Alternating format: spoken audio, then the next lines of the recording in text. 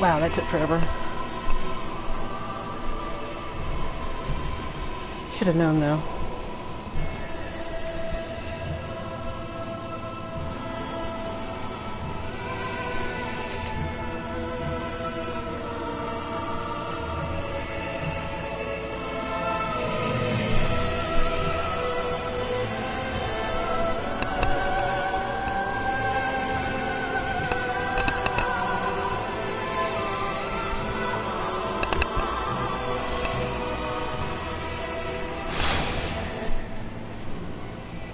Let me take my frustrations out on the dancer.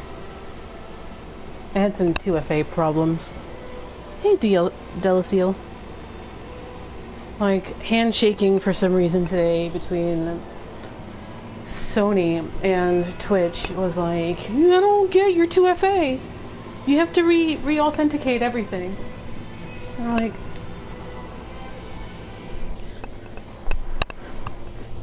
Yeah, I had some, like... two-factor issues between Sony, my computer, and Twitch. It was very weird. Today, I'm going to kill the dancer. Do I have any more of these? Do I have anything? So how's everybody?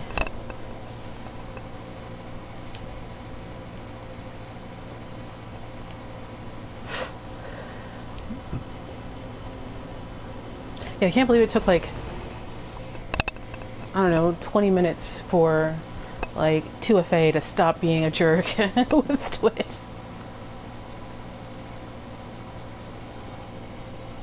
I should turn up the volume. The thing with the dancer is that she's very choreographed with the music. So like, she's not so much visual so much as it's beat, beat, hush, beat. Two-factor authentication.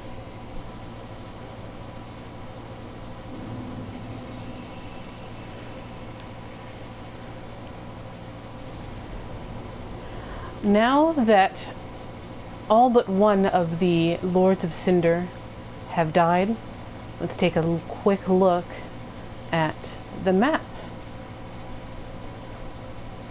The skybox has changed. There's ash in the air. Sort of like sunset, but not so much.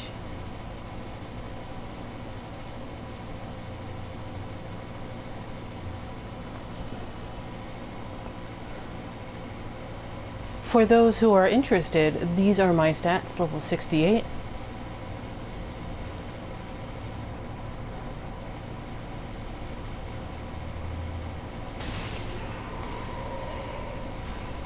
That's after you get teleported by Emma. So you have to kill both Yorm and Aldrich. Basically, you have to exit Act 2 of the game. This starts Act 3 for the most part.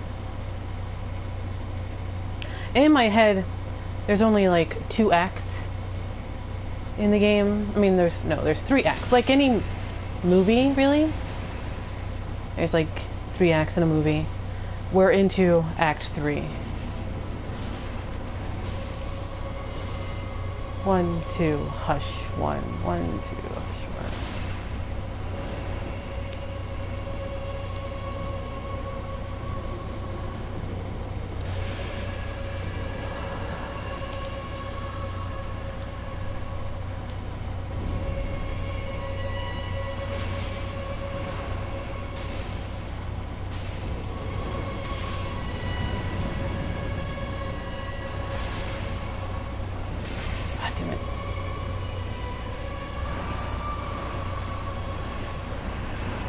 I'm not synced her yet.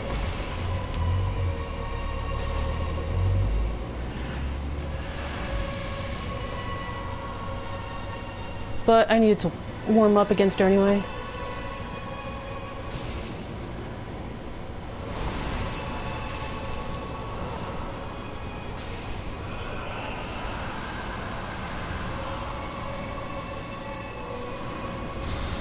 Two, 3, hush. 1, 2, 3, hush.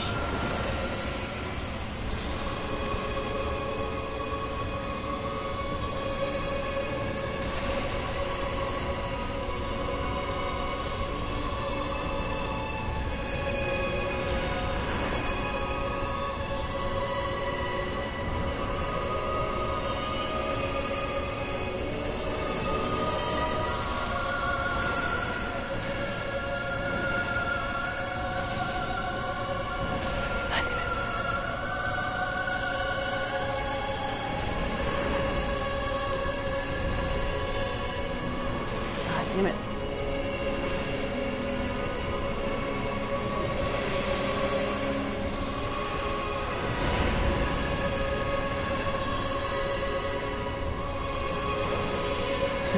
Hush one.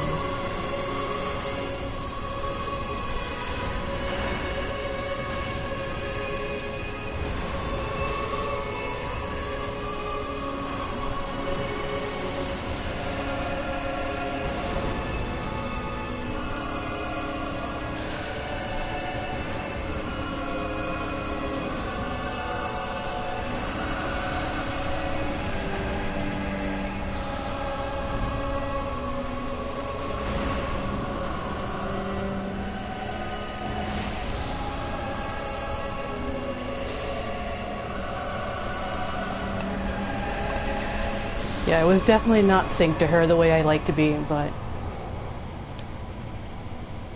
I was always like syndicated off of her beat cycle. 1, 2, hush 1. That's her beat cycle, more or less. Thanks. Okay.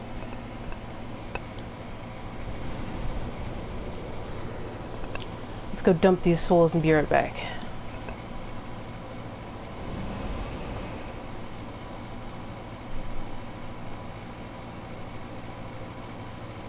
It's a waltz time, 3/4 time. The theme music is also in waltz time, which is why I'm like, I had to turn up the volume a little bit to hear it. And I was always just slightly off rhythm, and I was like, annoyed.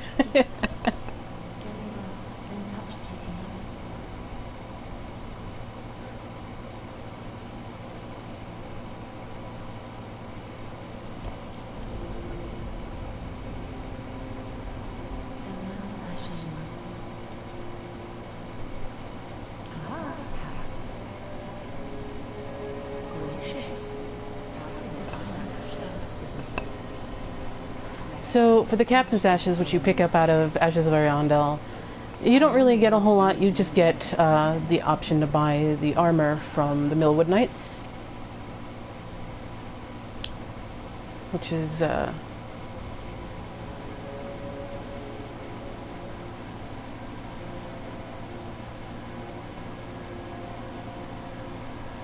heck is it?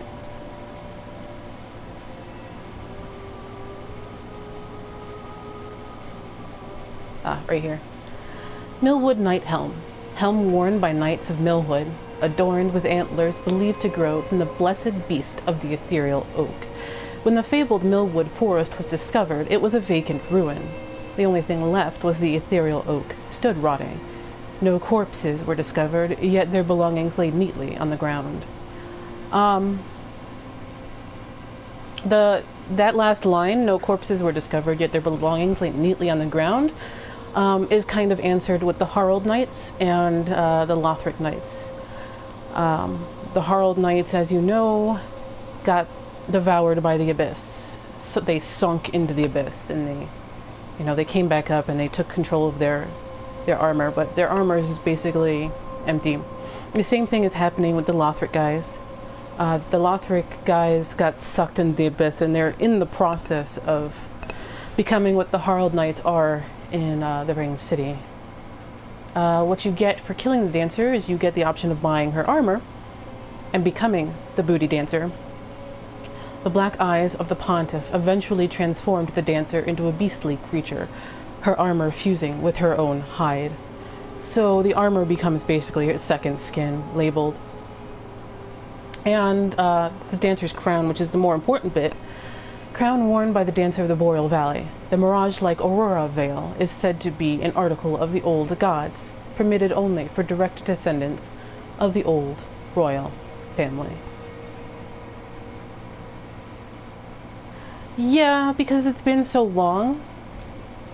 Because how the game has a very direct representation of how history becomes, and history and memory, because history doesn't really exist in Dark Souls so much as its item descriptions. You're not gonna have like a historian finding like first-hand resources about Gwyn and stuff. Basically, it's all memory, and then memory becomes legend for the most part, because it's just stuff you keep telling everybody. And then like a big game of telephone, it becomes different.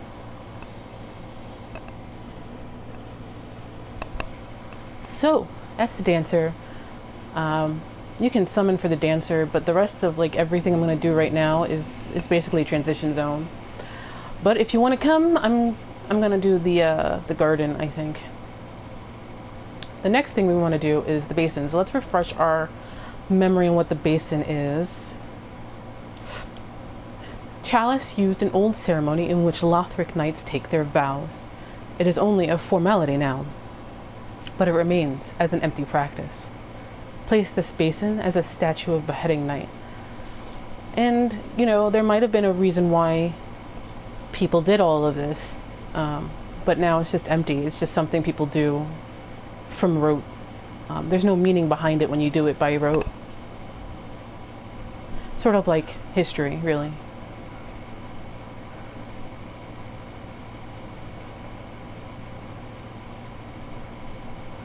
I need to start buying out armor so I can increase my fashion souls.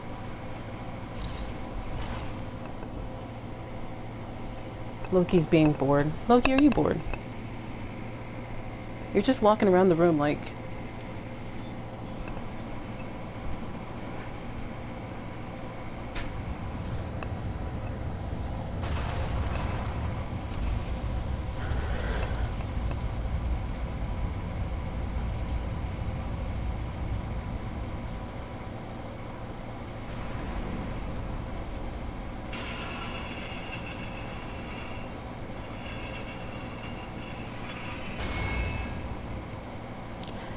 Who builds these places? Is it the same guy who builds the Spencer Mansion in Resident Evil? I mean, who has to come back here and like take all the blood and put it back and then glue the head back there because the head is now in the basin? I don't know if you guys realized that. The head is now in the basin. When you, before this is the CG, it's on the head, and now it is on the base. Who takes the head and puts it, glues it back, takes the blood and sticks it back in there, ready for the next guy? Like, who does that?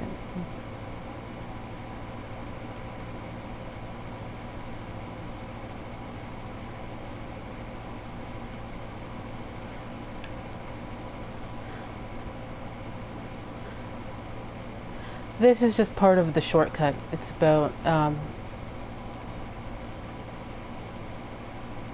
yeah. All this is for is to catch you jumping off here because there's a bonfire right over there.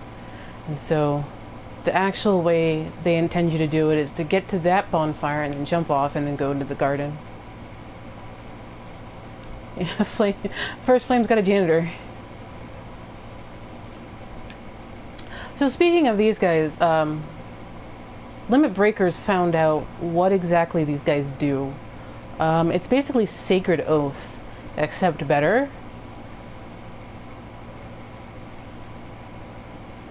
I don't know if you guys have seen that video.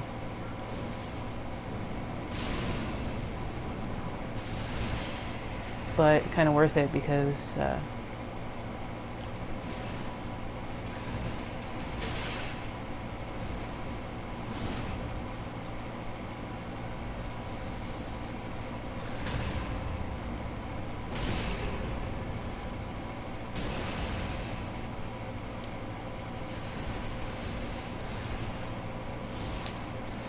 ah, damn it, that was cued.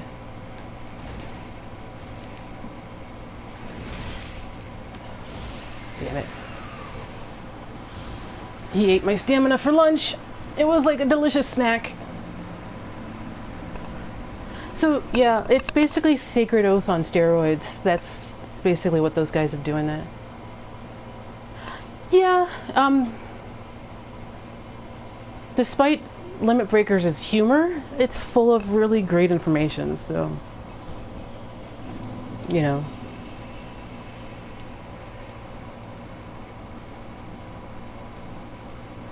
There's a lot of math involved.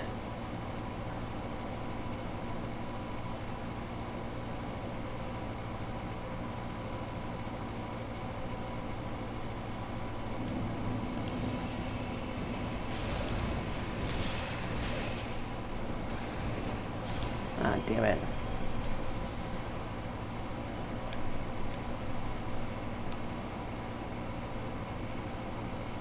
They're leashed there, so I'm just gonna wait it out.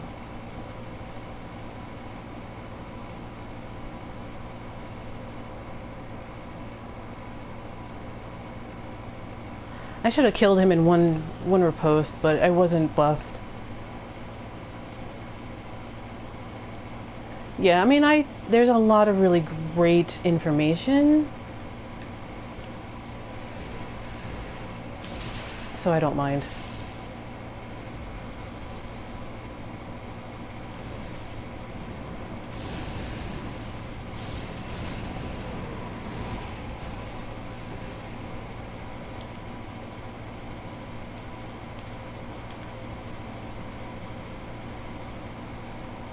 It lasts forever, though. It's so stupid. There we go. It's off now.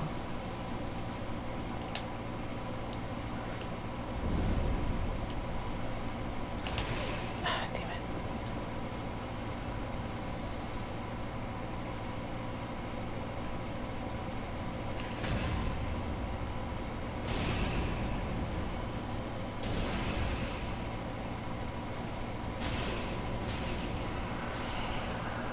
It's probably what I should have done the first time, but I wanted to be fancy!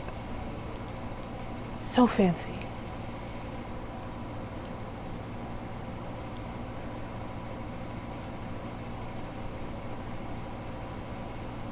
Their backswing is the easiest to parry if you aren't quite sure. So like block everything, but that backswing they do is probably the easiest thing to parry that they do.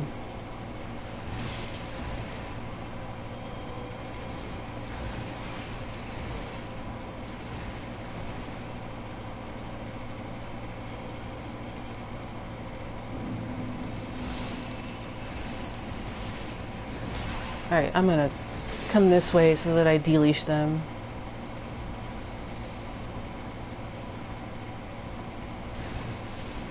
Leave me alone, dude.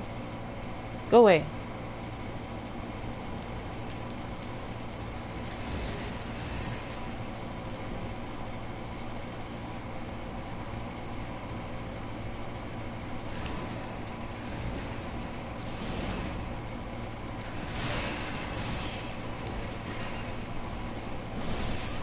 Damn it.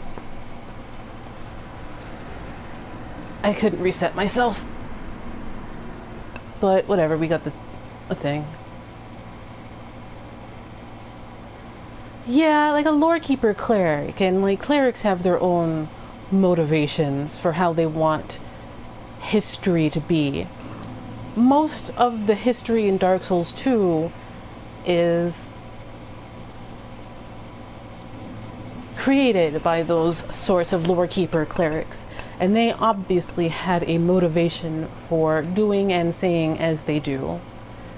And so a lot of them had ulterior motives, and that ulterior motive really tainted all the history and all the veracity of that history. See also like Kaitha, like the whole idea of Kaitha. Yeah, it's all biased. So this is the Robe of Prayer set.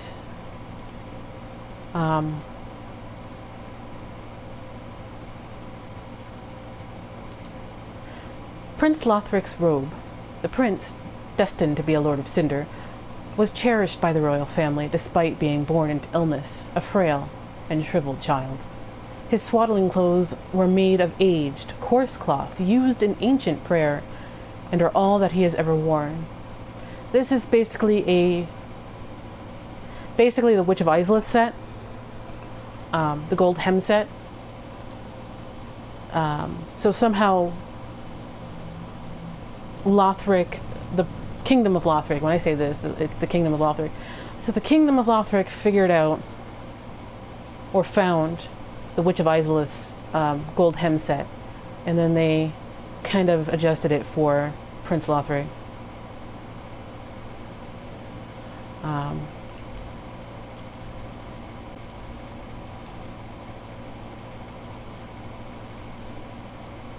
Where's Wilhelm?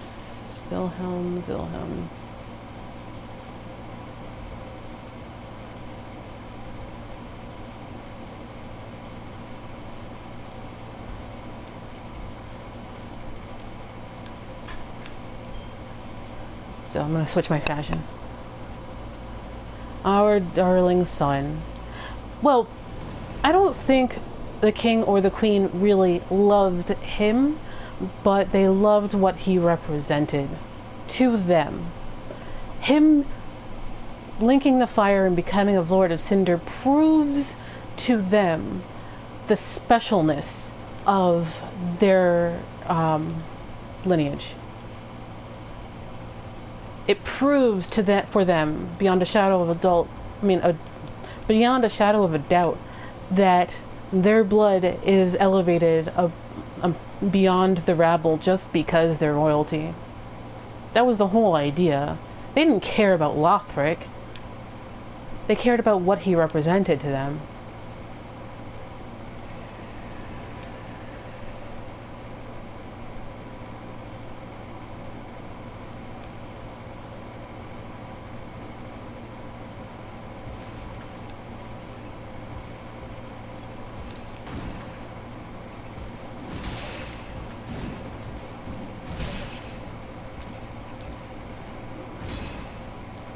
Let's try that again.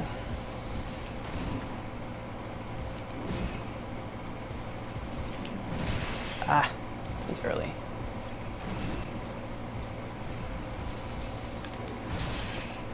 It's stupid early still.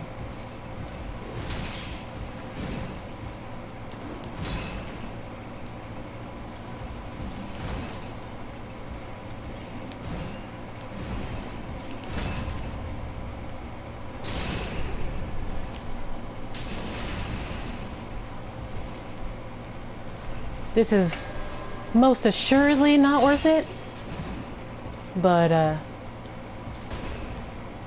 you know. I want to be fancy sometimes. Hey, the Great Mace. Trying to be fancy is going to get me killed. Well, actually, again. Mace weapons should be with strike weapons, right?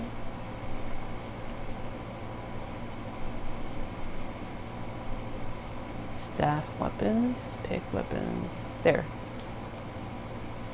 Large mace wielded by the Knights of the Cathedral of the Deep. The extremely heavy strike attacks of this weapon are devastating and will break weaker shields with a single blow. Wielding such a weapon will require inhuman strength. Yeah, being fancy is basically aesthetic.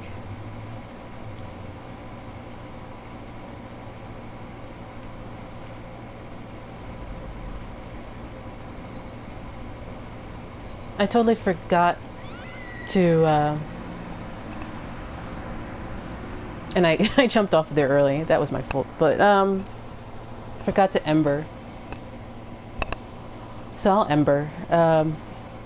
I usually run by the knights anyway. I just wanted to kill him the first time, just to see what it drops.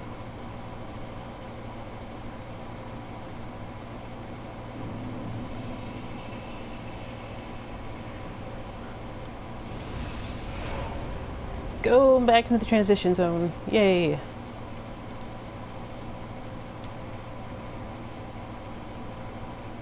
The zone of safety.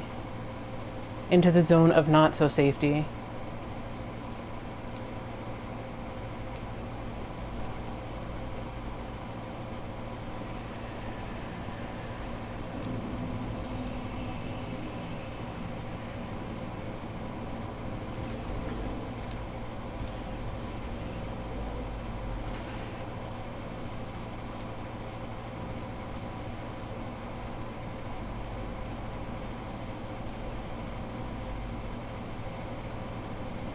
So yeah, this is the gold hem set from Dark Souls 1. It's just rejiggered for Prince Lothric's fashioned sense, I guess. I love the gold hem set in Dark Souls 1, though. It was pretty awesome and didn't need upgrades, so it was A-okay with me.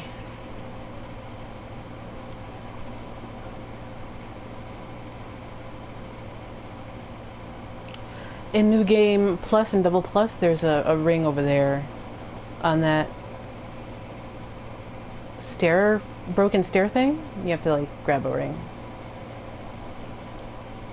You have to, like, jump to it.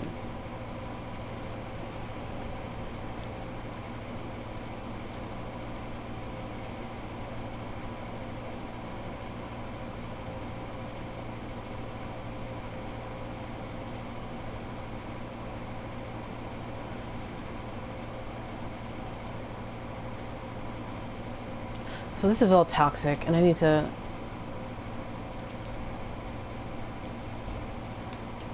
put some of those on. Also, why do I have fire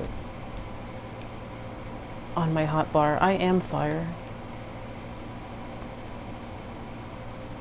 So all of this fog is toxic.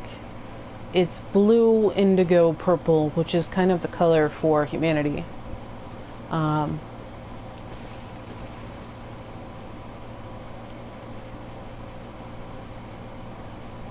Which has some neat implications for what toxic is.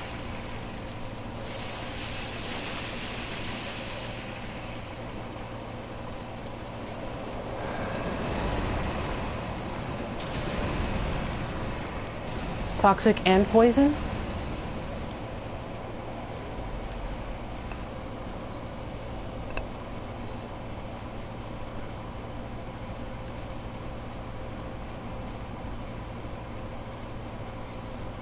Which is probably why they had to, like, switch poison and toxic back from green from Dark Souls 2 because of lore implications.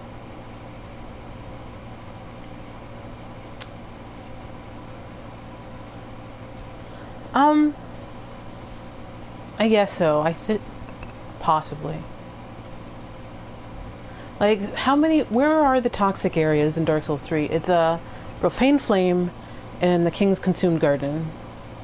Are there any toxic areas in Dark Souls 2 and 1? I know in Demon Souls the toxic area is the Estrella boss room.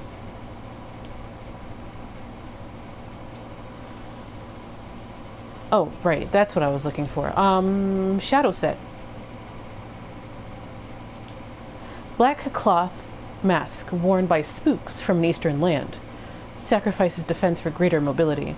The late King Oceiros was obsessed by dragons, to the extent that he would later be known as the Consumed King. Countless assassins were sent to end his reign, but none returned.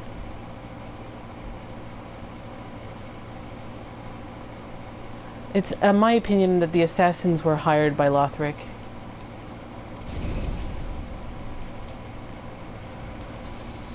Because he was insane and he was a liability.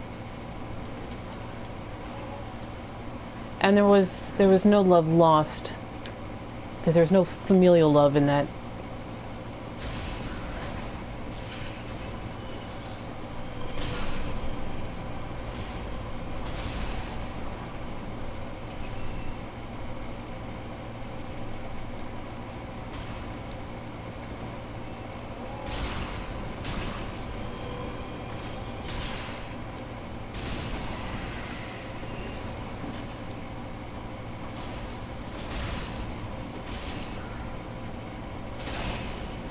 Yeah, it's not personal, it's just business.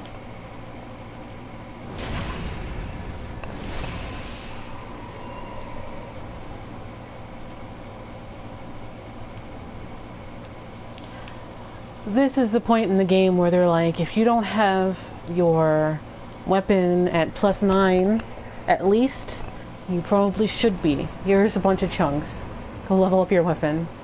This weapon is maxed out though, so...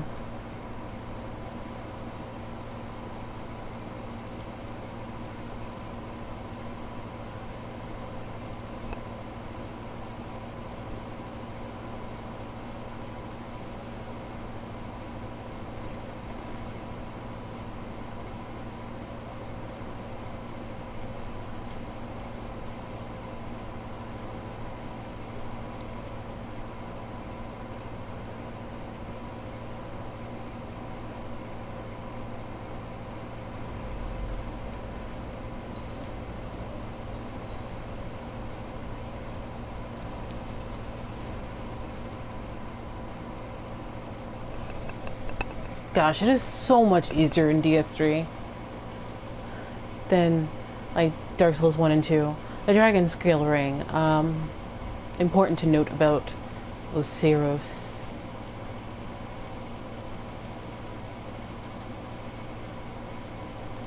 Ring of Oceiros, former king of Lothric. Now note, it says former. Who's the current king of Lothric? Basically Lothric. Even though he calls himself a prince, he's really just the king. Remember, the thrones tell the truth. Reduces damage from backstabs. In his later years, Oceiros became fascinated with dragons. After going mad, he was more commonly known as the Consumed King. Many assassins were dispatched to his domain, see the shadow set, but none returned. Consumed King ascribed his resilience to the divine protection of the dragon scale. So he knew he was being targeted. Like any mad king, they see enemies everywhere. Sort of like King George of England, the Mad King George.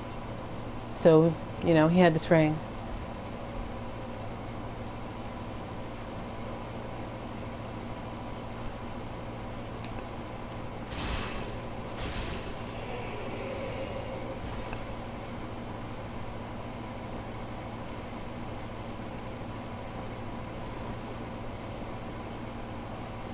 Yeah, he thought he was going to get backstabbed. He was right.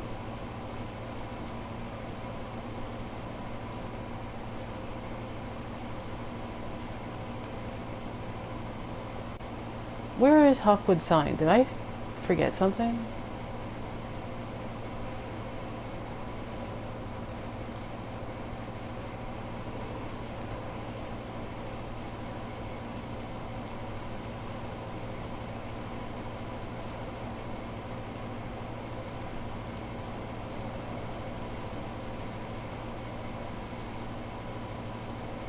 Pus of Man just kind of hanging out.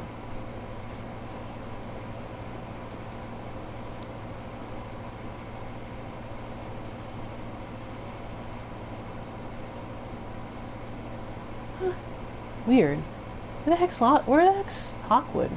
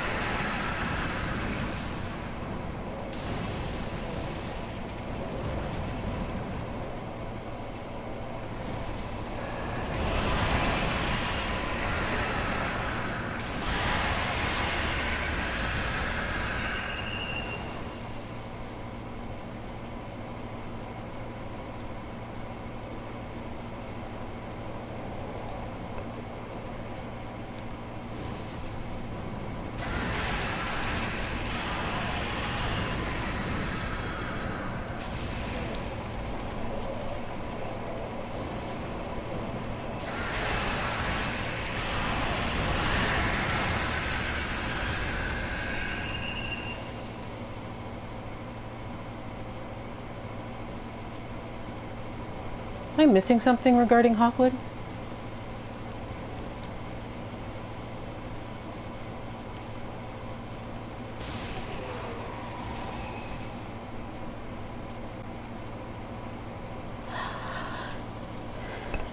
It's my opinion that the Pus of Man is a plague brought about by the weakening of the mandate of fire and the fading of the fire.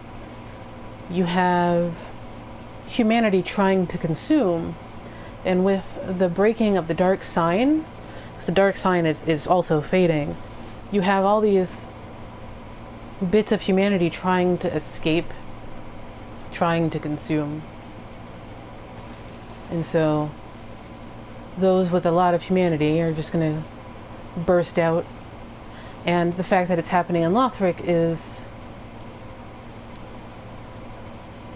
emblematic of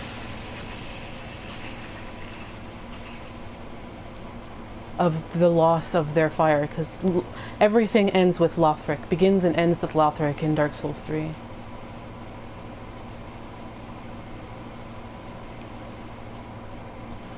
The heck is Hawkwood? I thought he was here. Well, I'm not sure about that, but, I mean, it's possible.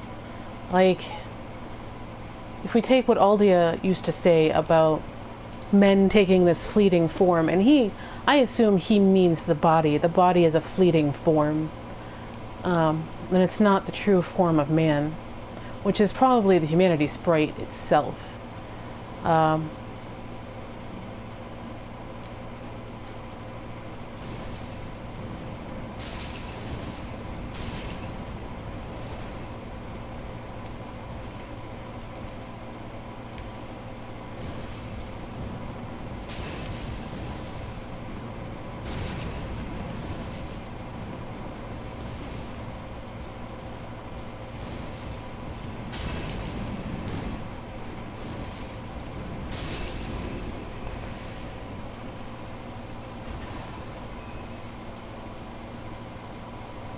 Yeah, because the way of white clerics and clerics in general are the most duplicitous of anything in Dark Souls, which is probably why Patches doesn't like them. Because even if Patches isn't a god or something, he always kind of tells the truth too, and like he hates clerics so very much, and there's a very very good reason for all of that. But he hates clerics. He is not a fan.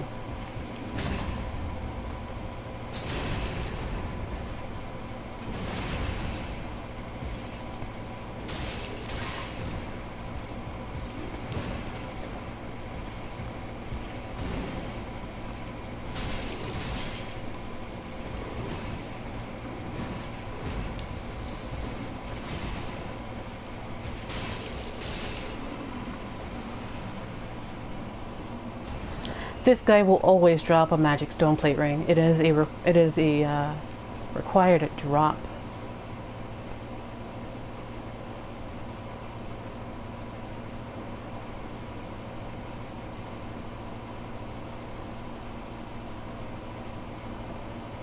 Huh, where is Hawkwood?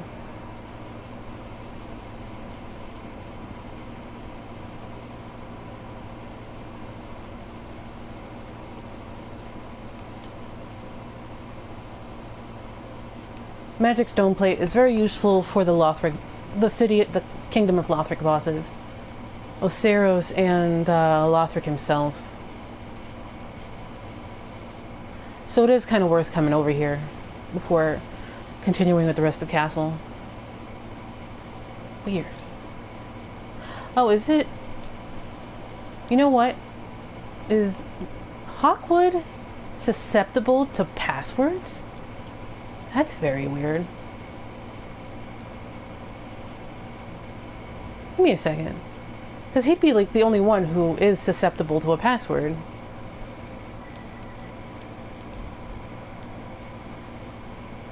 If I didn't like mess something up with regards to him. Like his sign should be over here.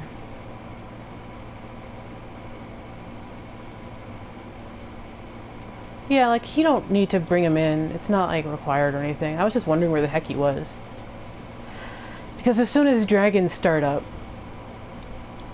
There he is.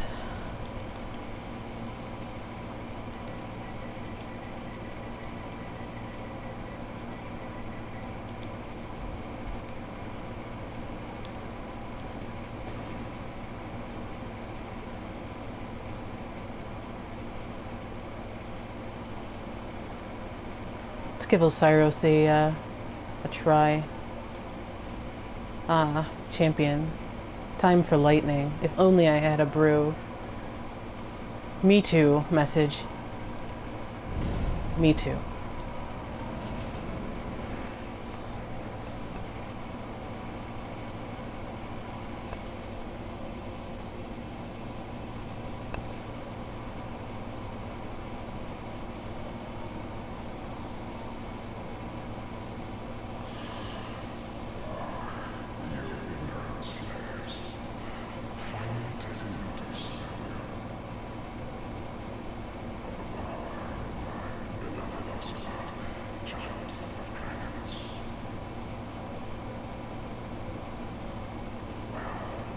He takes after Seath. Seath would probably look like him.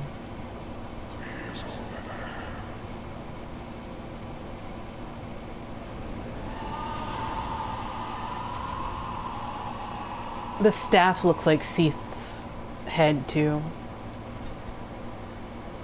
It's like a dragon head or something, or a snake head.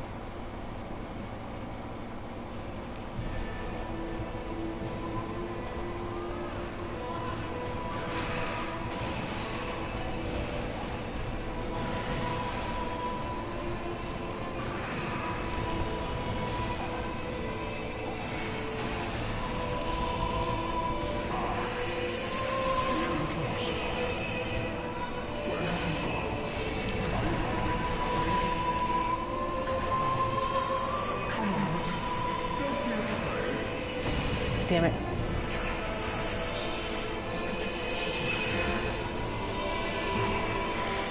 I'm gonna double chug this. Reset that.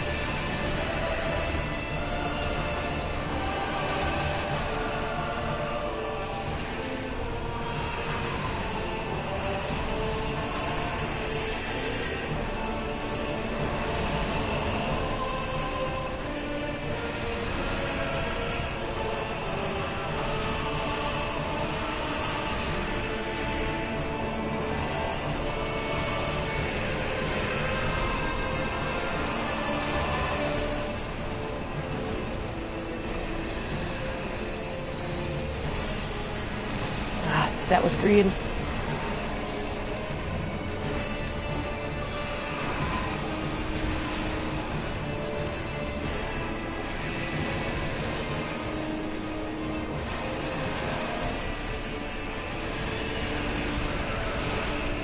Shoot, I'm done.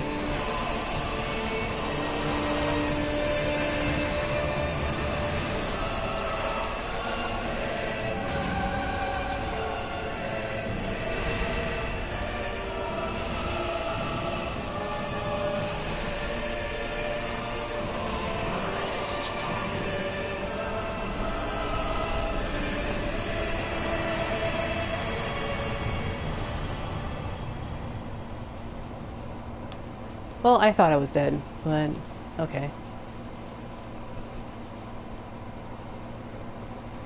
This place actually reminds me of the Church of the Good Chalice in Bloodborne, except there's more of a roof, and the roof is decorated with tree scales.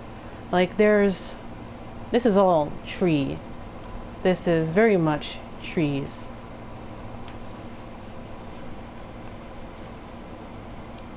So the place has been overgrown over the hundreds of years that Oceiros has been kind of hanging out here. Because there's no real sense of time, because time doesn't matter. / convoluted. But it does kind of remind me of the Church of the Good Chalice. Very similar aesthetic.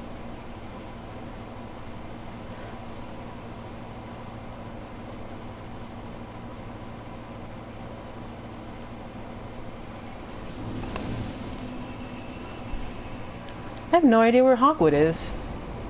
Let's go back to the Firelink to see what the heck has happened to him.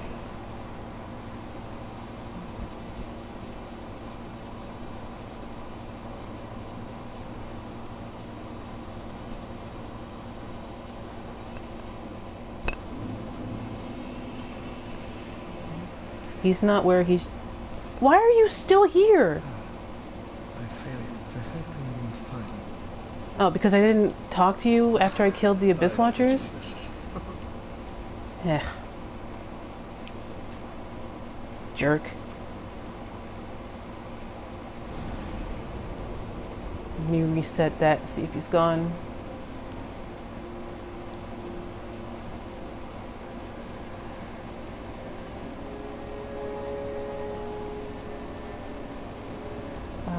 Let me see if his shield is over there. I actually really like his shield.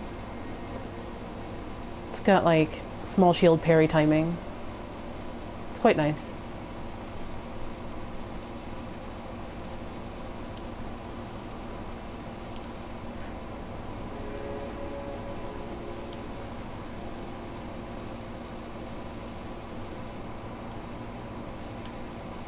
Doggo.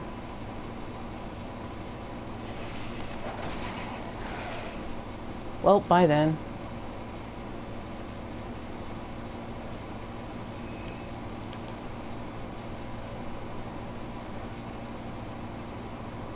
See, that's why you have one stream on your smartphone and another stream on your screen, or one stream on your PS4 and the other one on your computer screen. See, you gotta be thinking. You gotta tap your head that way.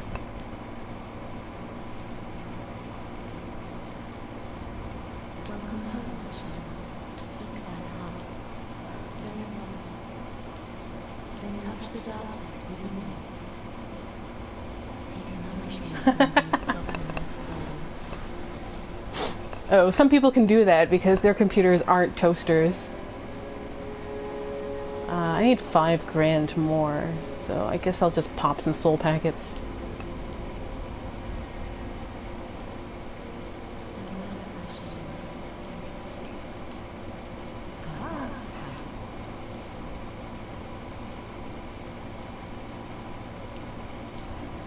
That's 3 grand.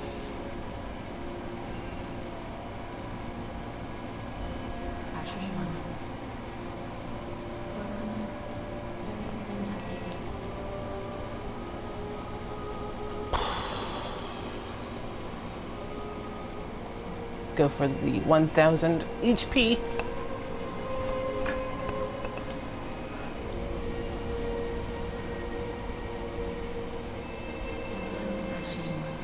What do we got left? 3,000? Let's see if there's anything for sale for 3 grand. No. Hey, I do have Firestorm though.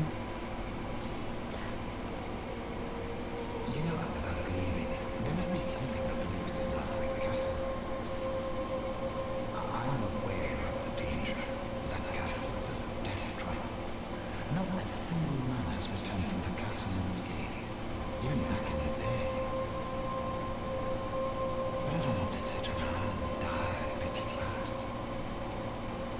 And I consider myself your friend. So this is... He knows he's going on a death mission. There's something... I think it's the Thrall hat that states that Lothric Castle eats men... Like, there's a folk tale amongst the masses, amongst the peasantry, that entering Lothric Castle is a death trap, and the Lothric Castle itself will eat you alive. There is some truth to that, but like, the peasantry are very afraid of Lothric Castle. And ever since his mom died, he's been going on increasingly reckless missions.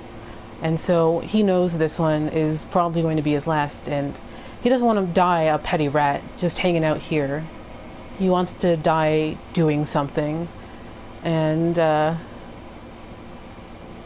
we'll do it. Thank you for placing your trust in me. Don't you worry. I know Lothric like the back of my hand. It's more to convince himself than to convince you. Goodbye. I will leave for some time. So long for now. Do stay safe, you hear? All my efforts will have been for naught. It's self-destructive behavior from Greirat, but yeah.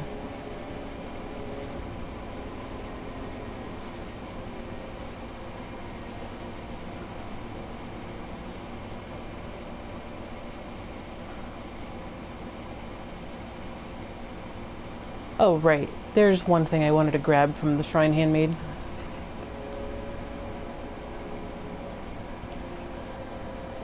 This budding green blossom is different.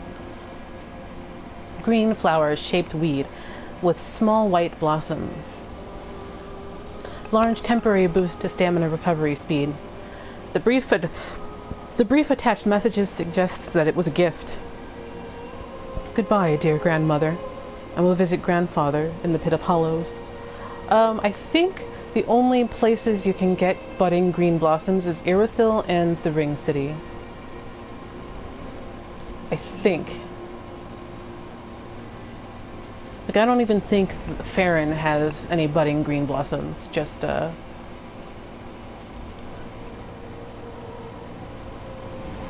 just that. The non-budding ones. I think. I'm, like, running through my memory right now. I'm, like, trying to remember if there was any or not.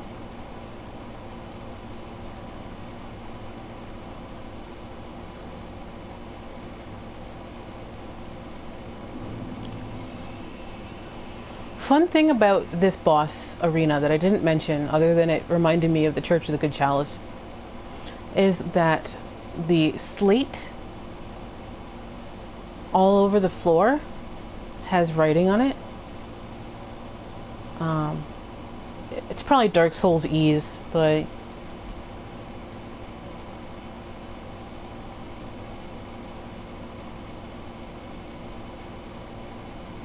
yeah.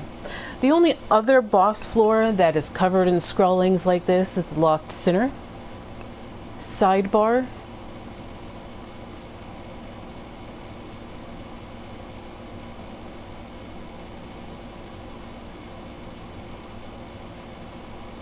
Yeah, I just call it Dark Souls ease, really.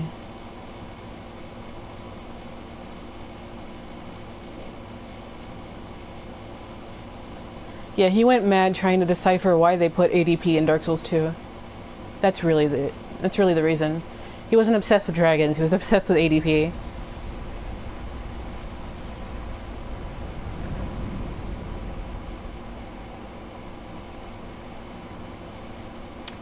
So we leave the garden and, like, the antechamber, and we head into the recesses. There's more of the same tablets hanging out, lots more trees, and then we start to see dead individuals. These guys are Parry Kings.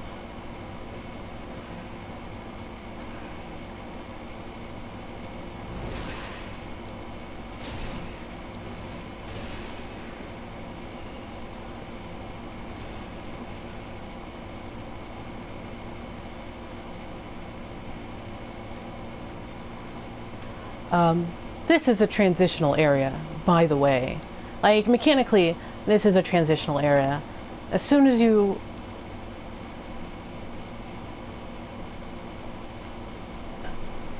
Just to say...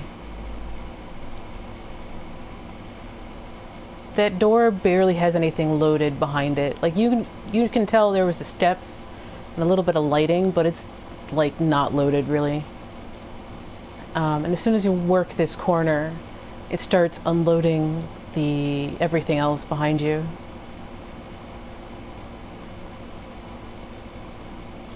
The magic of dynamic loading.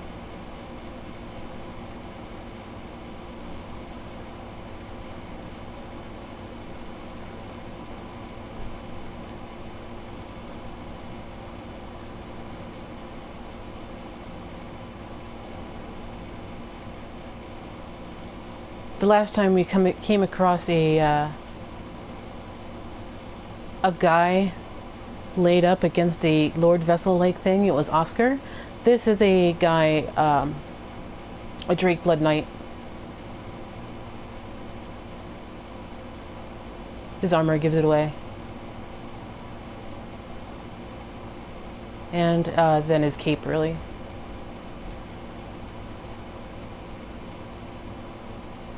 But yeah, just nickname him Jorg or something. But that's a Drakeblood guy.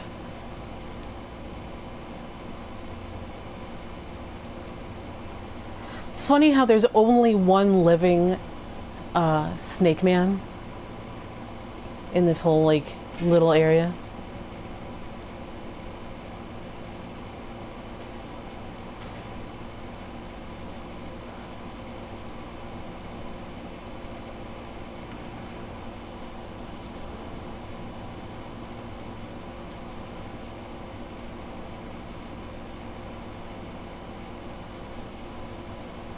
Everything's a tree, guys. Trees. And then you've got the end of this architecture, and then someone or something or dug a big hole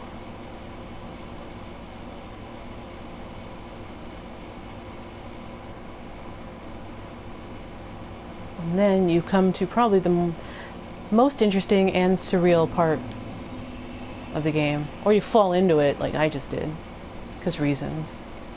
Doesn't matter though, because there's a bonfire right here.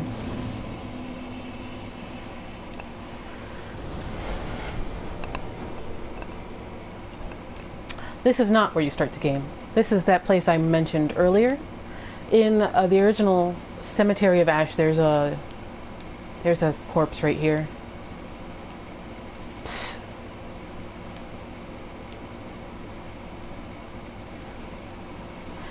Really, it has a lot to do with Purgatario, considering all of the Dante references in Dark Souls. Like, after posting my thread on Twitter today, I was wondering if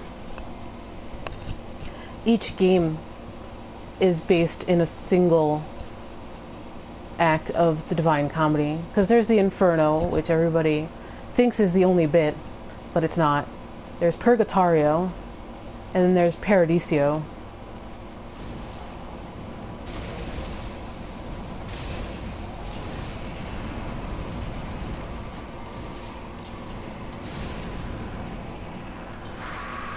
And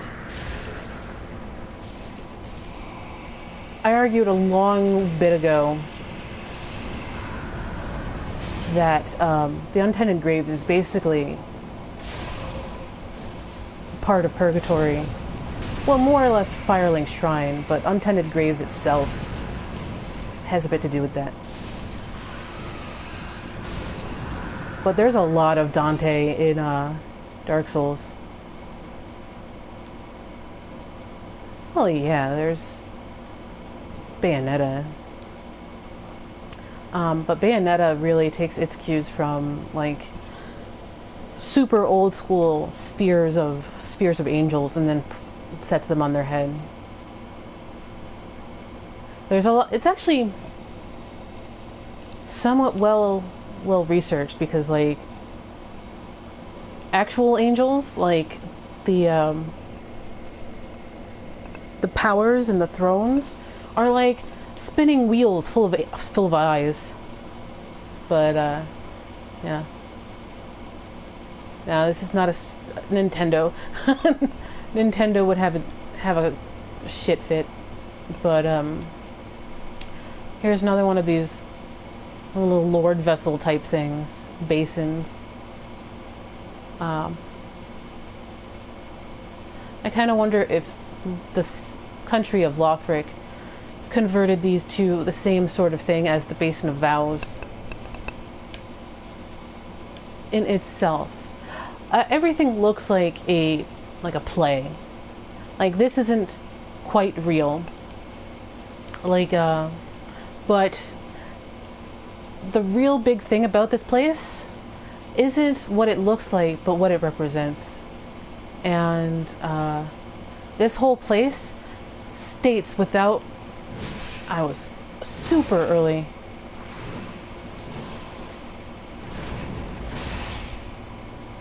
States without a inch of doubt that Lothric is knee-deep in the Abyss. It's already swallowed by the Abyss, which is the real twist revealed by the Untended Graves.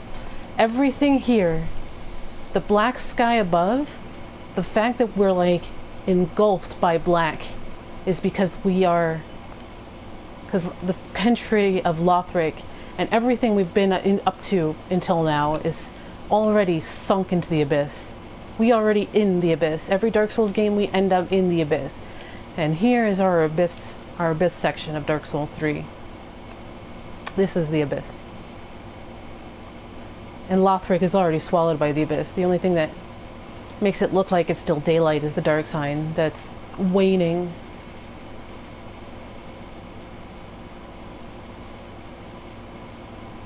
Yeah. There's a lot of the divine comedy in Dark Souls. Would you calm your jets? I don't have a treat for you.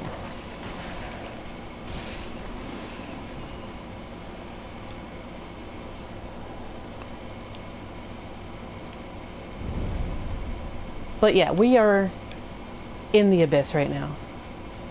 And we probably were always in the abyss, which is why this place is such a state secret for the Kingdom of Lothric.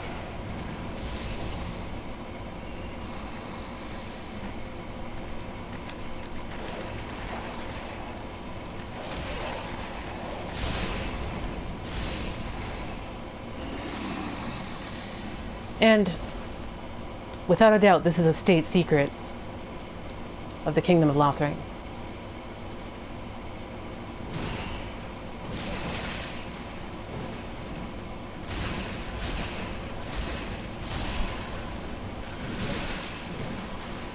Yes, Onyx Blade scales within faith. It is a humanity fire weapon.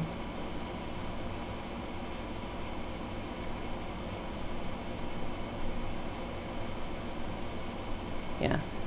See scaling in faith. It also has dark attack. It has physical attack. If you buff it, it also gets a fire attack. Fire and dark clutch rings both work. If you wanted to kill yourself like that or be a super glass cannon.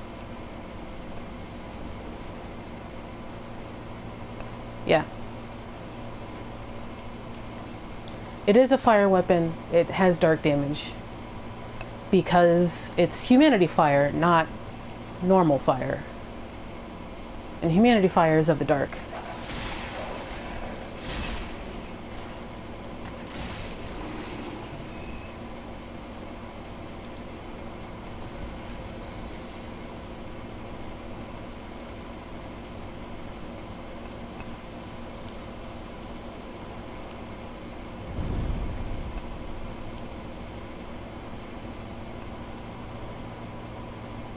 Kriemhild is wearing Firekeeper.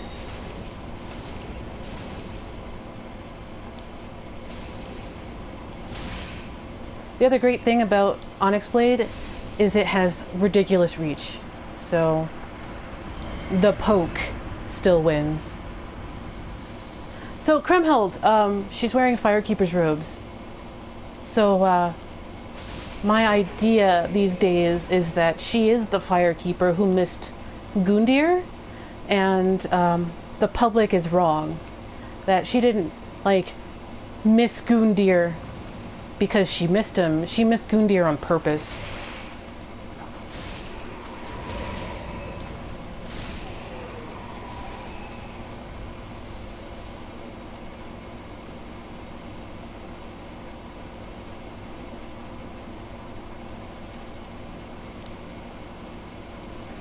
Circle jump, still best jump.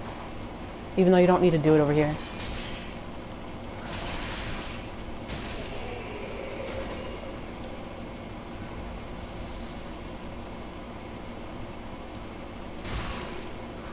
I've been wondering that because of what she's wearing, although I don't think a lot of people take what she's wearing as, like,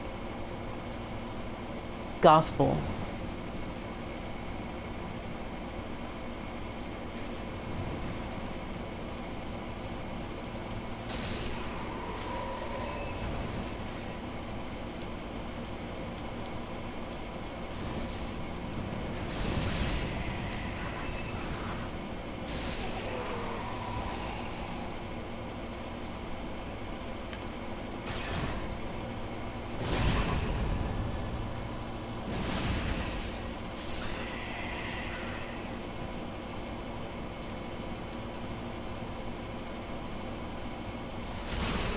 Alright, let me finish clearing this area.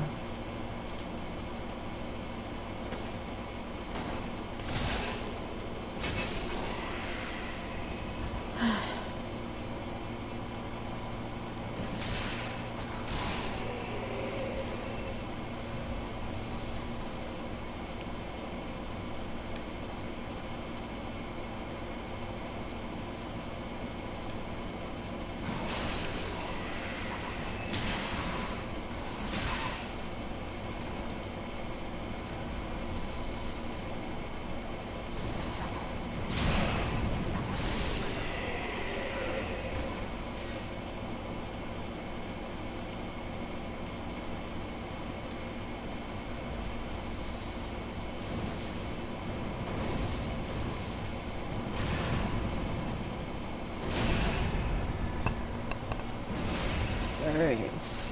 How many Estus flasks do I have left? 4? Meh. So you have an NPC summon here. You've got the Swordmaster who you've killed. He's a phantom. But yes, this is the Abyss. We are in the Abyss.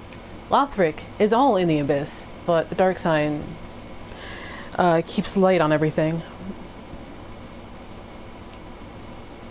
But I have to return to the bonfire and book it this way.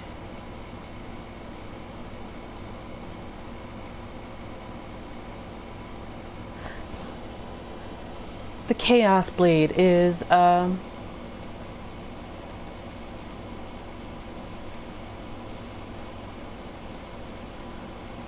if he was the master so much, he would have had what's it called? Washing pool.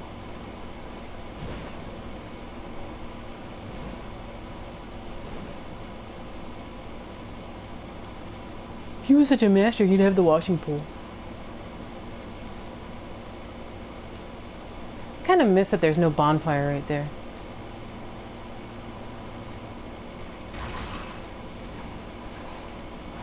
Yeah, I'll fight the lizards, but not right now. I want to fight Gundyr.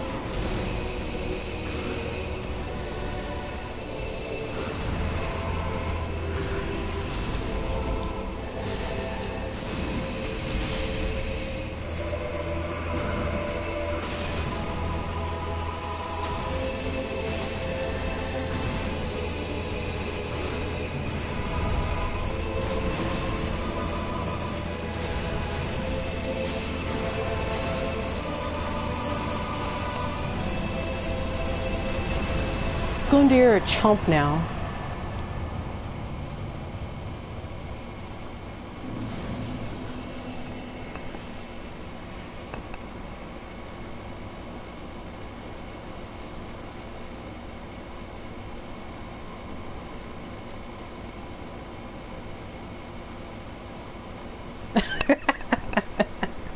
F Gundyr.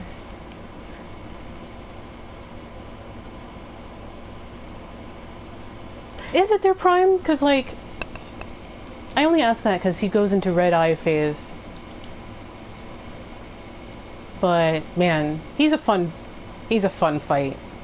Just because it's, like, high intensity, dodge everything, or you will get wrecked.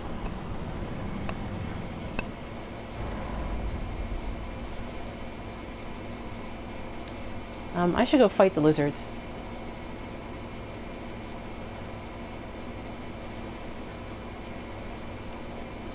Let me go to Firelink first and dump these souls out.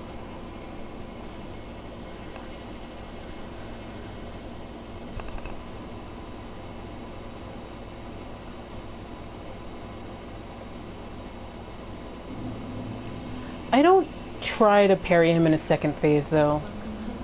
I think you probably can. I just don't. I'm more concerned with dodging his 6-move combos.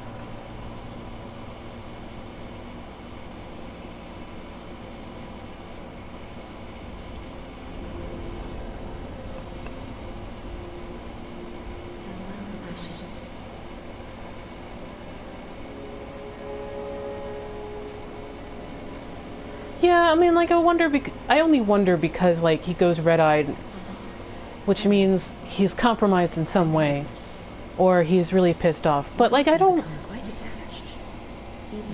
always have to ask a question about that.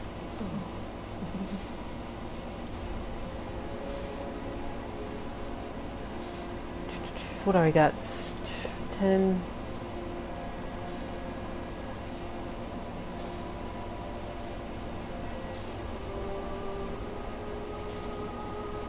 This is probably better than what I got.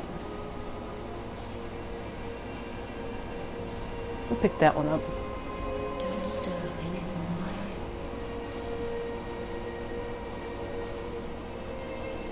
Rip.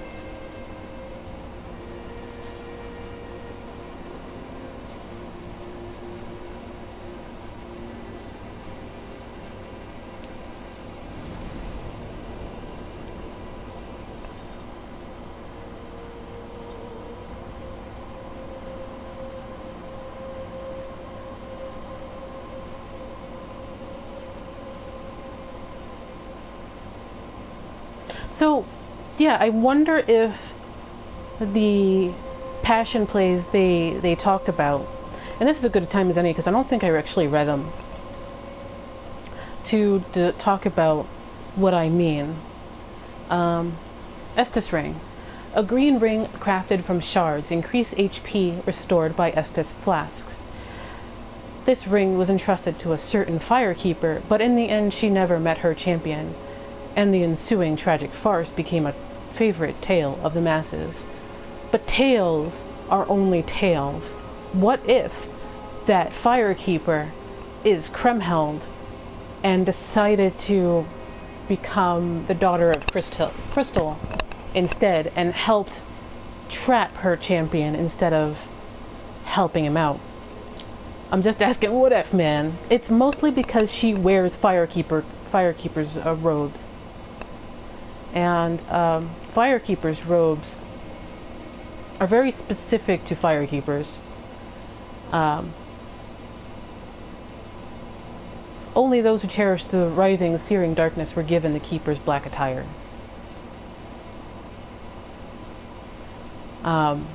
So there is all of that. The other thing we did pick up is the Ashen Estus Ring, which is the same thing except blue and a bit more crystalline. Gray crystalline ring crafted from shards. Increases FP restored by Ashen Estus flask. Once a treasure brought before Lothric's queen, she had it enshrined in the cemetery of Untended Graves, so that one day an unkindled might profit from its use. So, yeah. It could be, but, man. I mean, that's what I always kind of assumed, Hunter. But I was thinking about Kriemhild's place in it, and why she is the only other person who's like wearing Firekeeper's robes. Not even Irina changes to Firekeeper's robes when she finishes her internship. So, I don't know.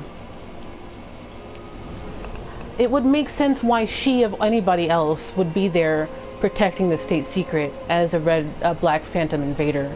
2, Besides the fact that she is protecting a state secret, and that state secret is Lothric is already submerged in the abyss.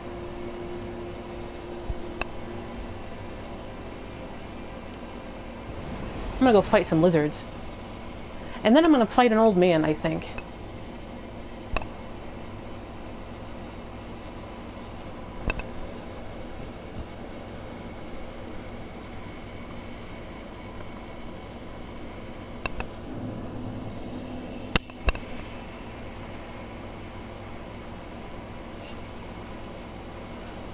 Oh, I want to switch a spell out.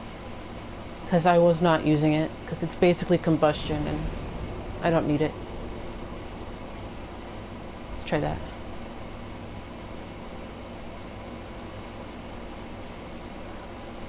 I wonder how much more powerful a humanity fireball is.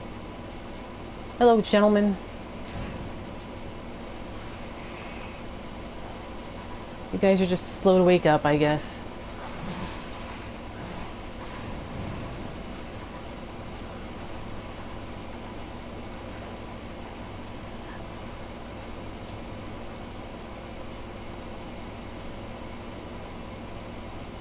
Just gonna walk myself from the abyss. Just gonna wait for you and get this way.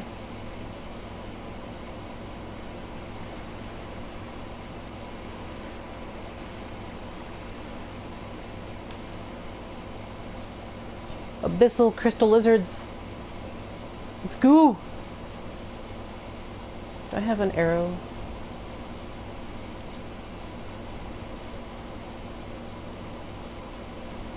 Yeah.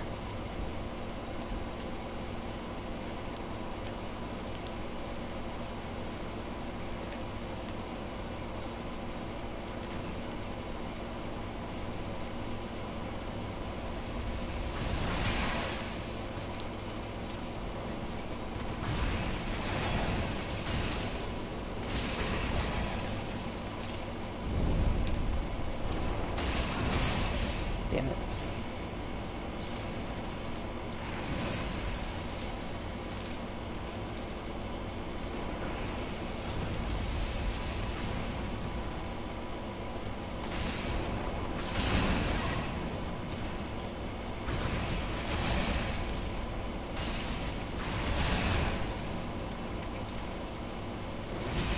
Am I gonna fall through the freaking world?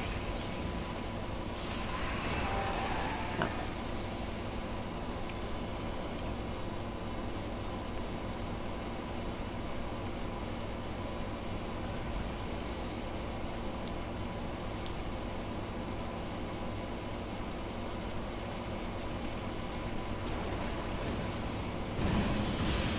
Eh, 187 versus...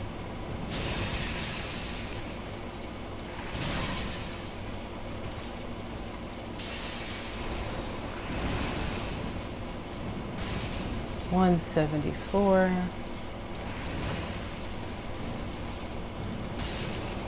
Yeah, that one's better. Who knew chaos would be better than humanity?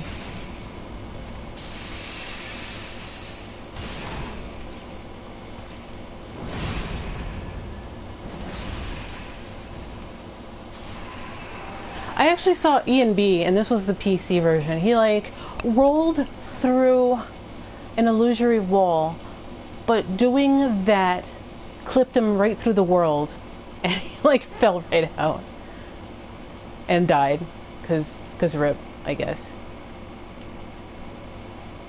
So that's these guys.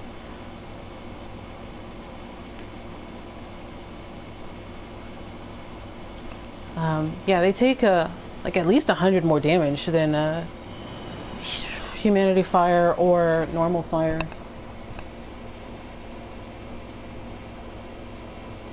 Funny thing about crystals is that crystals is where the magic came from in Kingsfield. So I'm pretty sure that's kind of a reference and that like they made work lore-wise. I need my parry tool. I need to drop that too.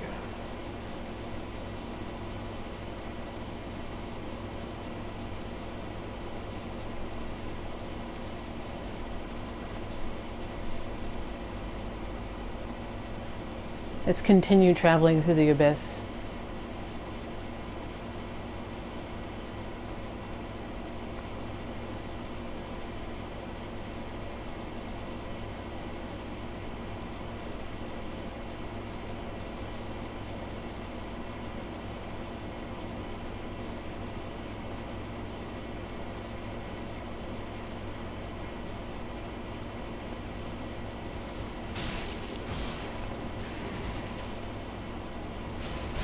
Ah, damn it.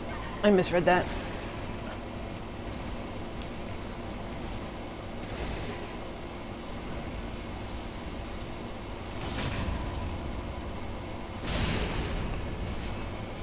Well, good night.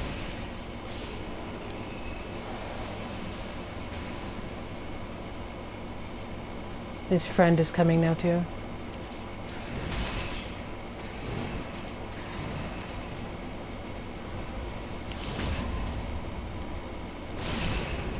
Jesus, 967.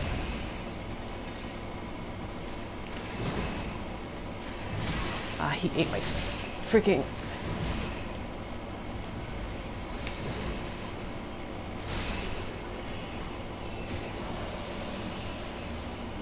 Knock me out. Now, see how they all kind of fade into ash? I'm pretty sure they're just kind of a memory.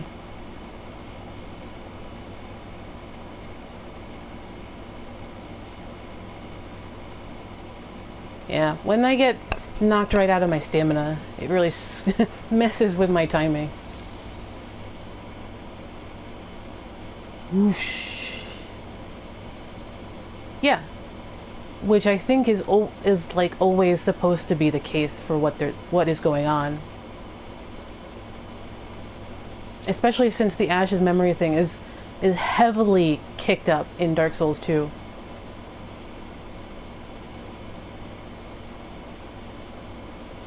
Instead of a doggo, you have a Silver Knight. I think I'm coming from the top and surprise him. We have a individual to meet, or a couple of them.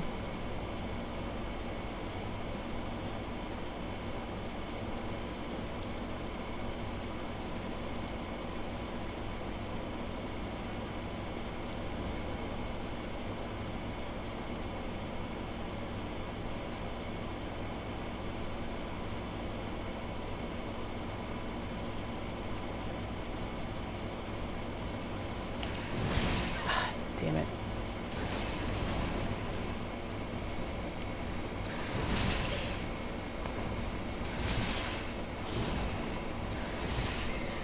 Damn. F that.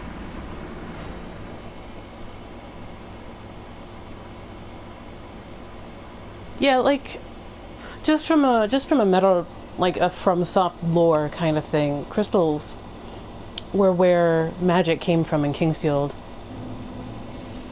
I mean, not to say that that means anything in Souls in particular, but it's just like, it's interesting to note that like crystals are like right out of Kingsfield.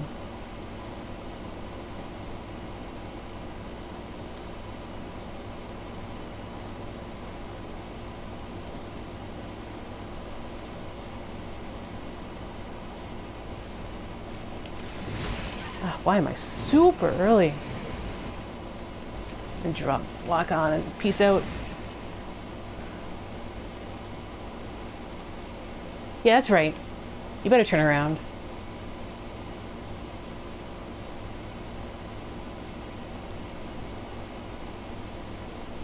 Let's see how you do against him fire. Wow! That ate his stamina right up.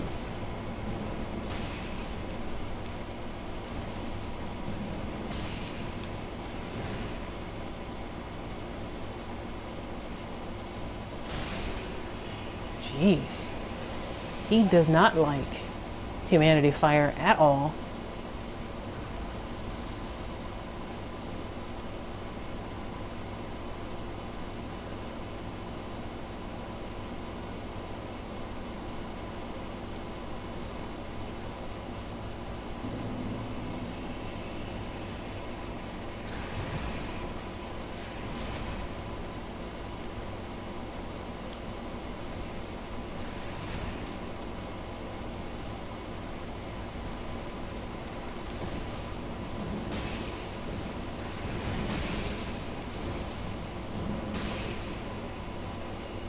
Jeez.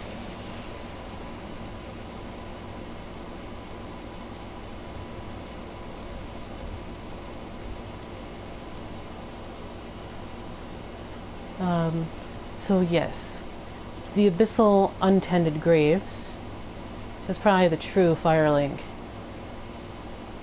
where our Firelink is essentially Purgatory. This is the true Firelink Shrine. This might have been the Firelink Shrine for Gundyr, or Gundyr's Firelink Shrine. But since he didn't use it, there's nothing but a coiled sword fragment, and there's a Purgatory one, which is the one we use and call home. But Cemetery of Ash, given that Ash's memory, is not just a purgatory, but it is a recreation of a memory by the first flame to have its unkindled. Well, fancy that. A lost man wandereth in with a merry peep from the bed. Well, thou shouldst my purpose know. What can this old handmaid provide thee?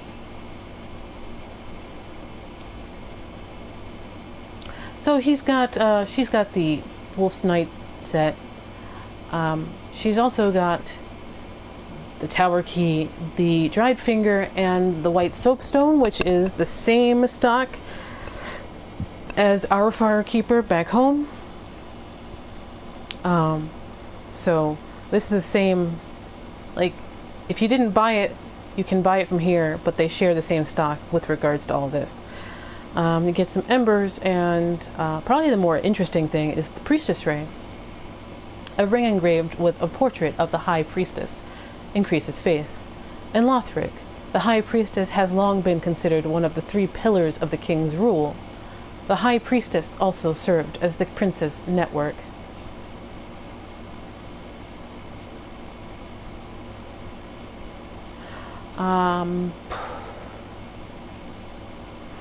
Wolf Knight's Helm.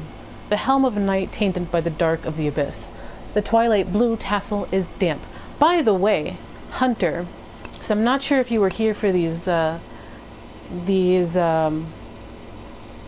streams. The color blue. Go. A vanquished knight left behind only wolf's blood, and his legacy of duty. The undead legion of Farron was formed to bear his torch, and the armor of these Abyss Watchers suggests their own eventual end. Yes, it's because of the Abyss connection. So you have Wolf Knight stuff, which is blue. You have the Cleric starting set, which is blue.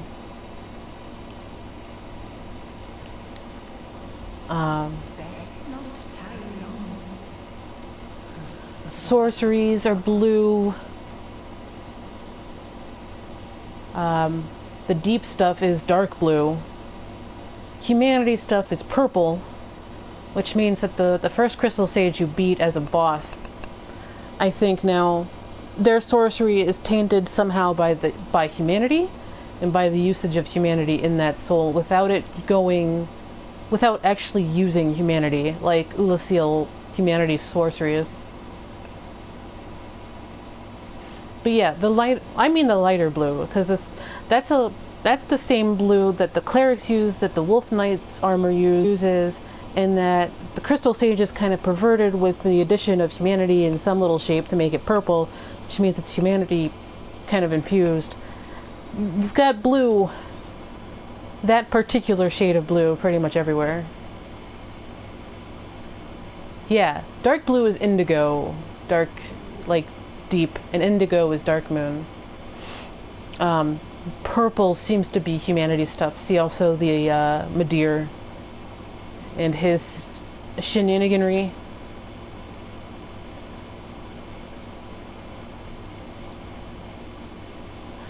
So it seems like there's some color coding going on. I'm not sure how much how much of that is going on.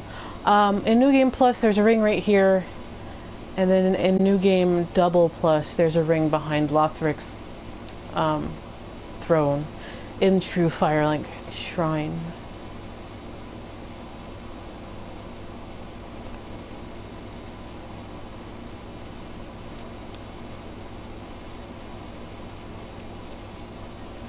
Oh.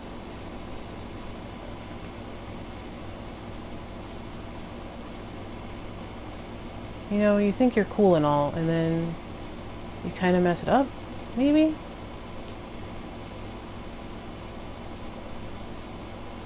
Ah, there it is.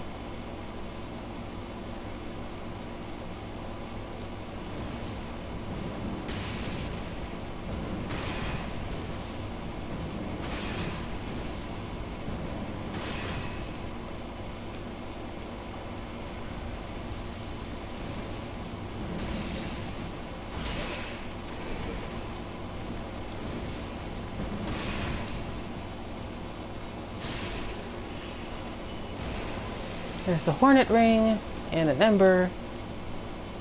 The Hornet Ring only appears when the Abyss Watchers are murdered.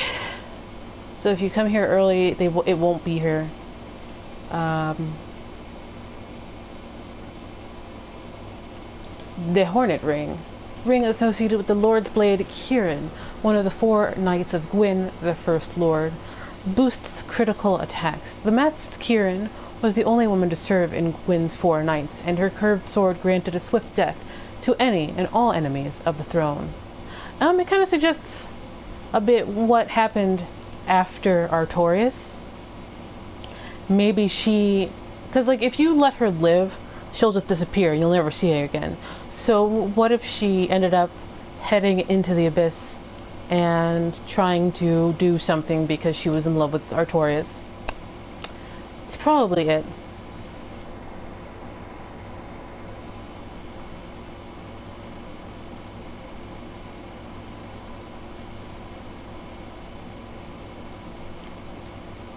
Yeah, and you only see the golden version of Crystal Soul Mass or Homing Soul Mass, the crystal version of that, in the Ring City with Half-Light.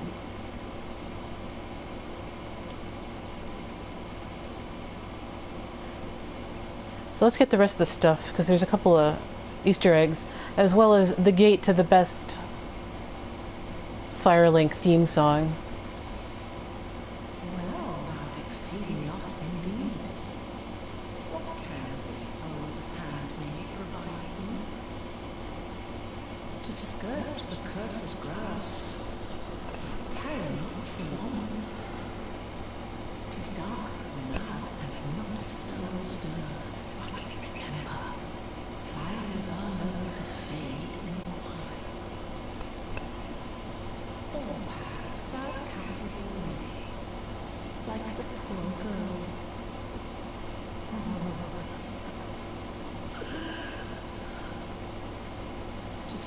Alright. Okay, we got that. Should be this way. So right in the place where Irina is serving her Firekeeper internship is the eyes of the Firekeeper in the true Firelink Shrine.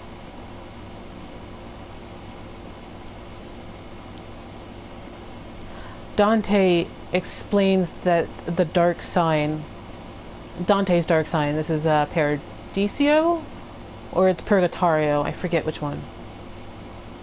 He describes it as eyeless and faint.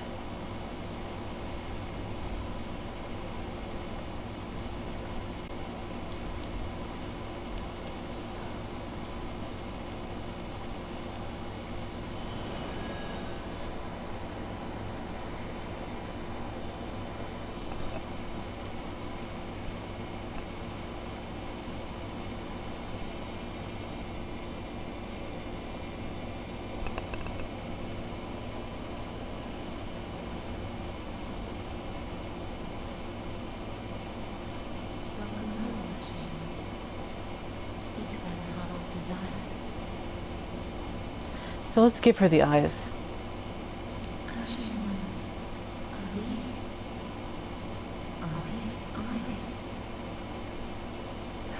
gracious of thee, Ashen One.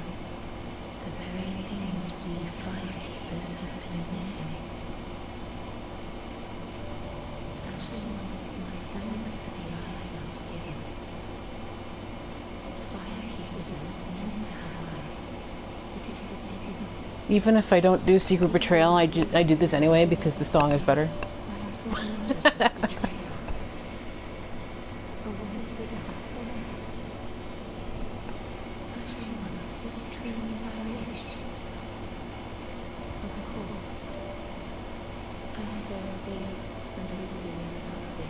She seems very sad about it. This will be our private affair. No one else will know of this. Except somebody's listening. Find limits to lit the fire, and I will blindly tend to the flame. Because all Lilith does is eavesdrop. Day of thy grand betrayal. Farewell, Ashen One. Mayst thou thy peace discover. And her sign-off is now changed.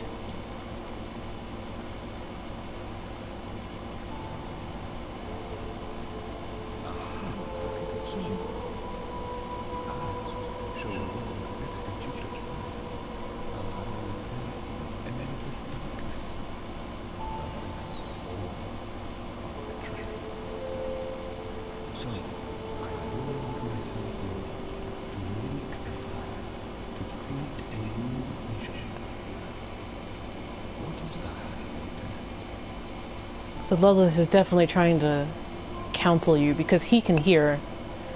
He may be without feet, but he can certainly hear.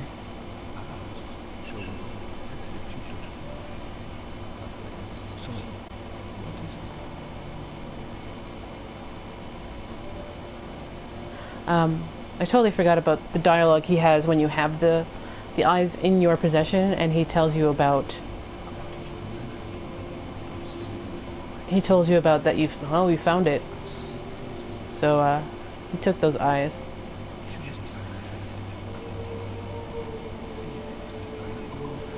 I think he hopes you won't betray them, but he's like, if you're going to betray, then do it.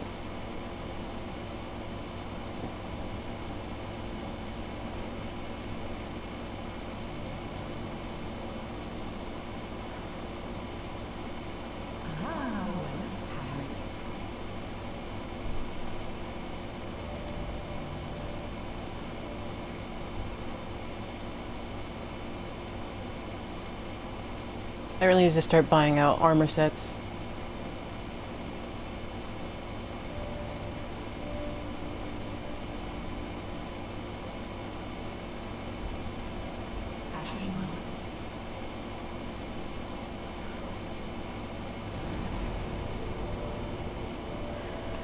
Are you talking about Akechi? I'm trying not to spoil it for people who haven't like at least watched Persona 5, but you're talking about Akechi or are you talking about Yuji?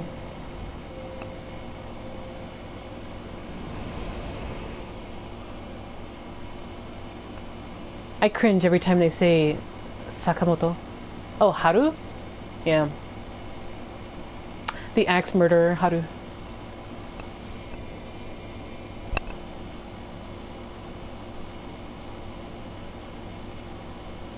I think Haru's problem is that she comes in so very late in the game.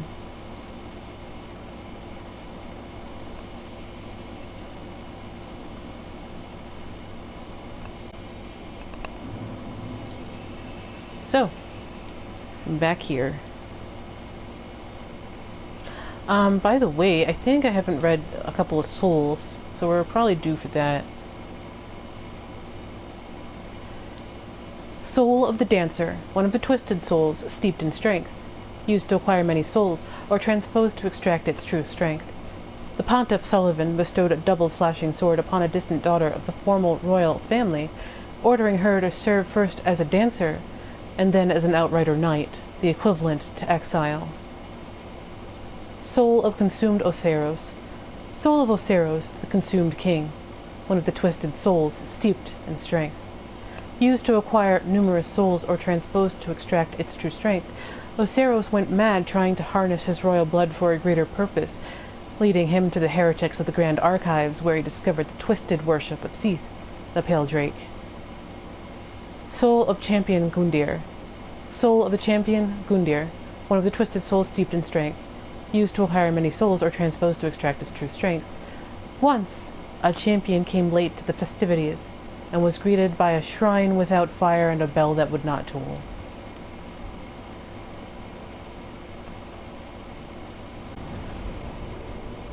So about Gundyr, he probably escaped his imprisonment with Lothric. See the prisoner's chain, which I have to grab from Ludleth, but the prisoner's chain, he has it, which is also the chain of the embedded in Dark Souls 2. He broke his imprisonment, got to the Firelink Shrine, and found nothing, and there just like collapsed in his boss arena.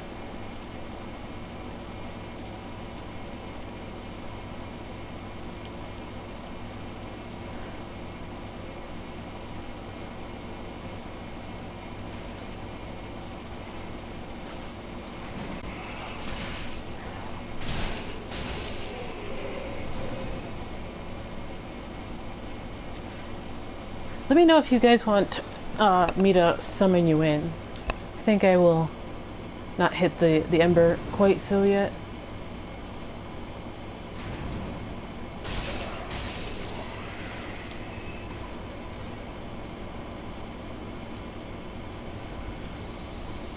We have Pilgrims in the Air. This is, if you're just running through the game, like, you will see the dark. This is the first time you'll see the Dark Sign Sun if you're just like going through the game kind of normally.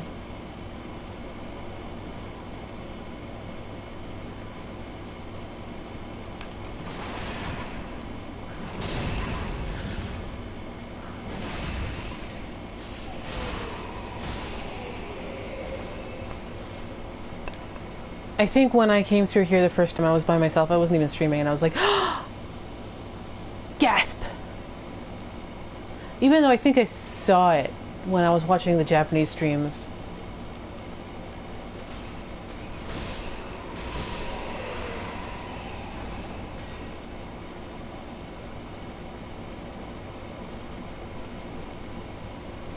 But it's still really evocative seeing it like that for the first time.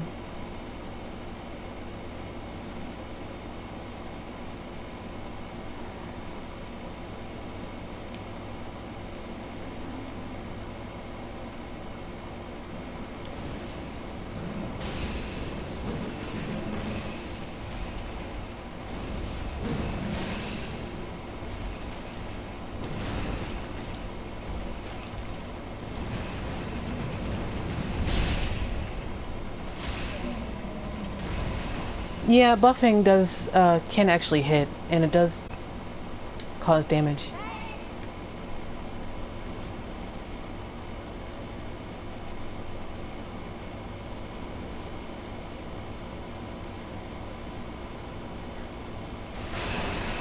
Like when I watch the Japanese streams, I only watch them like really piecemeal. Because there's a bilingual guy on Twitch who usually does League of Legends POTS, and he's bilingual, so he was just translating it as he was going through it. And I think he said something about Oceiros' kanji saying something about like also meaning fairy king or something, or fey king.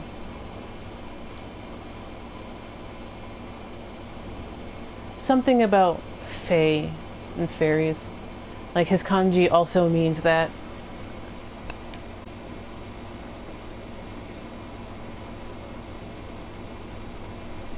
So that's the Winged Knight stuff and Sacred Bloom. Sacred Bloom. a treasure antique of the Way of White, known to some as a sorcerer's bane. The large blossom design that graces the shield is said to be a sacred flame, and the shield is blessed with high magic protection. Spell parry. Repel an attack at the right time and follow the critical hit. Works while equipped in either hand. Also deflects spells. So you can use this to parry, and you can use it to deflect spells.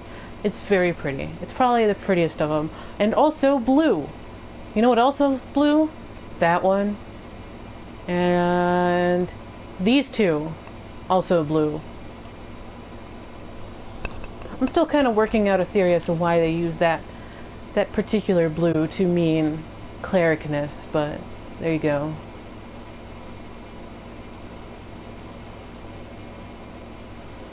I haven't done any reading on it yet. Considering in Japanese, blue and green are kind of the same color.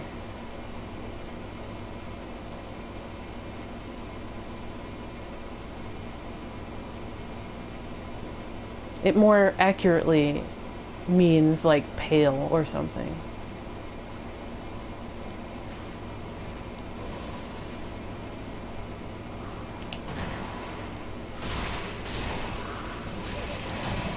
Damn. I got staggered by the guy behind me.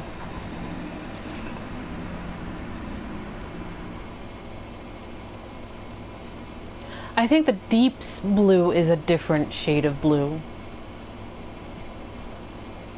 It's sort of to evoke a tainted version of the blue that we're talking about at the moment. That, and I don't think I'm as enamored with the deep as a lot of people are. It's a thing. It runs its course. It's in the rubbish heap. Who cares?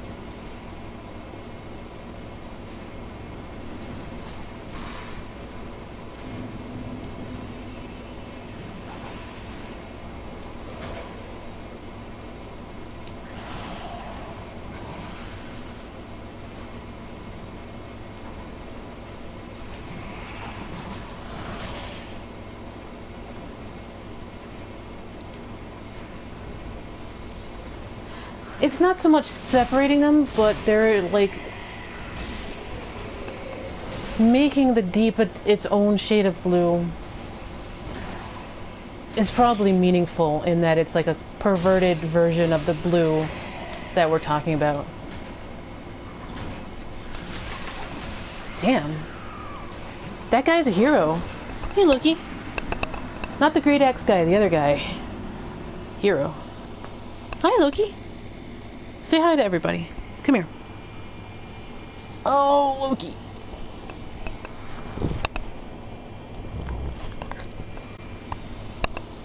I don't know if you guys hear that. Loki did a little growl.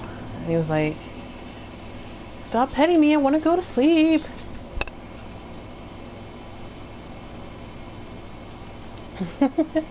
Poor Loki.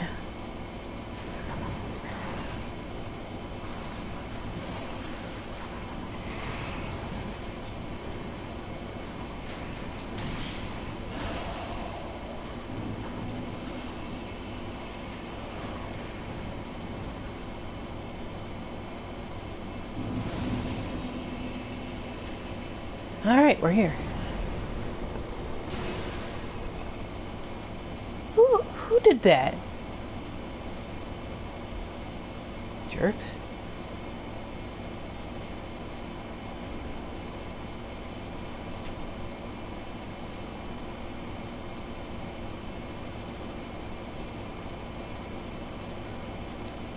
Maybe blue is the color of the sky and thus dragons.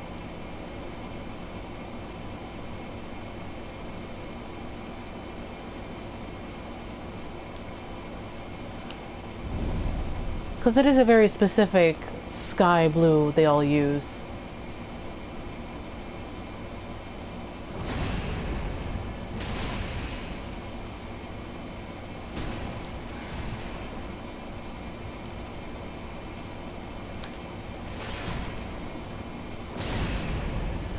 Come through, kick!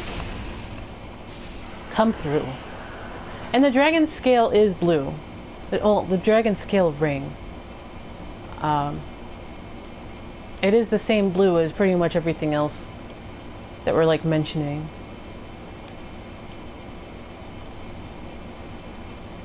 Blue, blue, blue, blue, blue.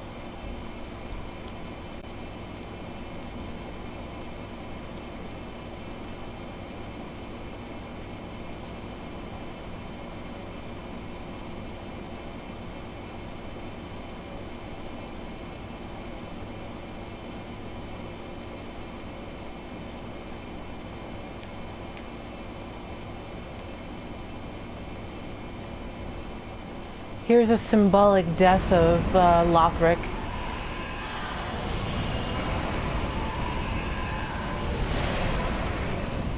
Jerks.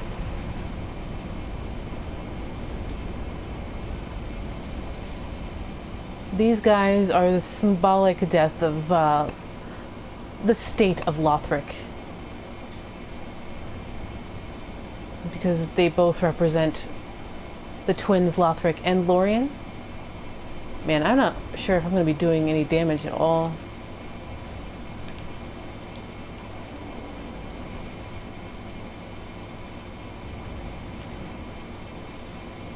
Yeah, 5? Yeah, that's not going to work at all.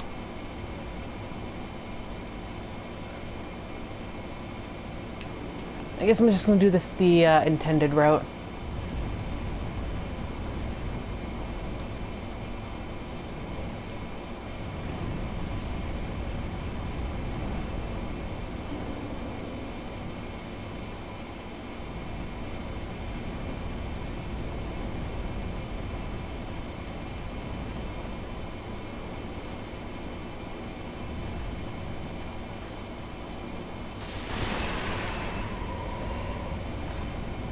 They're still a symbol of Lothric, and the fact that they are rotten from the inside with Pus of Man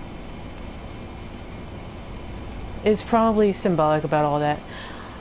Consider that the dragons we see in Lothric are descendant from Aldean dragons, which aren't dragons either.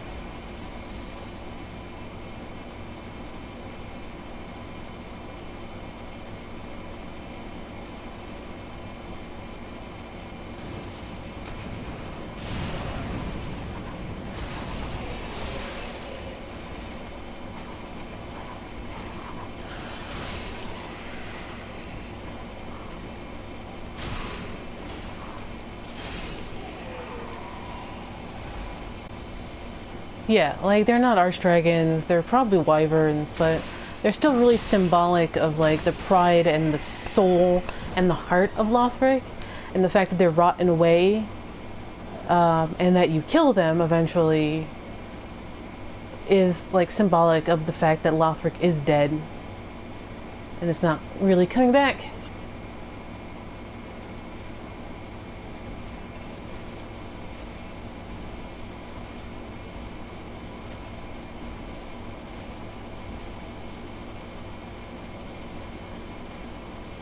Well, I don't think they're desperate so much as they're uneducated. When it walks like a duck and breathes fire like a duck, you call it a dragon, even though you probably don't know it's not really a dragon. Because, like, who's seen a dragon lately? Not me. I haven't seen a dragon lately.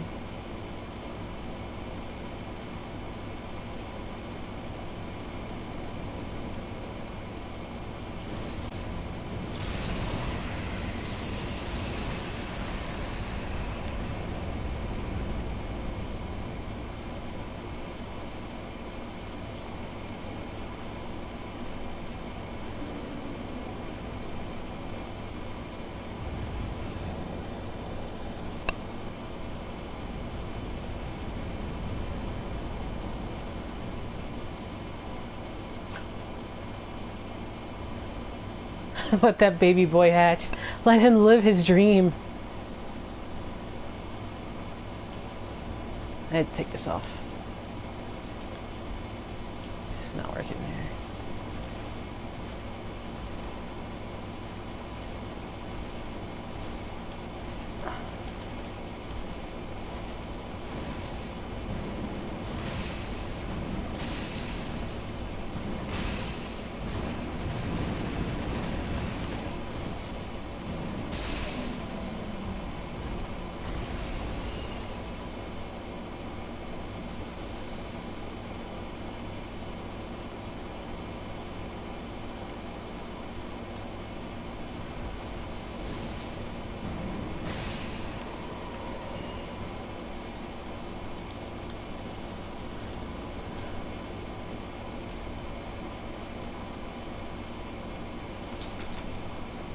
Loki, what's the matter?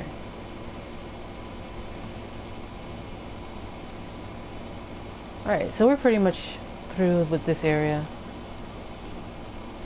I want to say there's a something over there in New Game Plus. So let's rest and restart because I have to drop down the other way.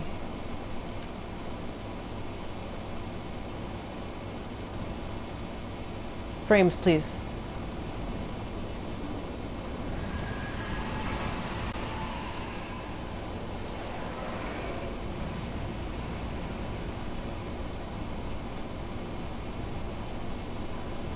Eggs, eggs, eggs. I love you, egg.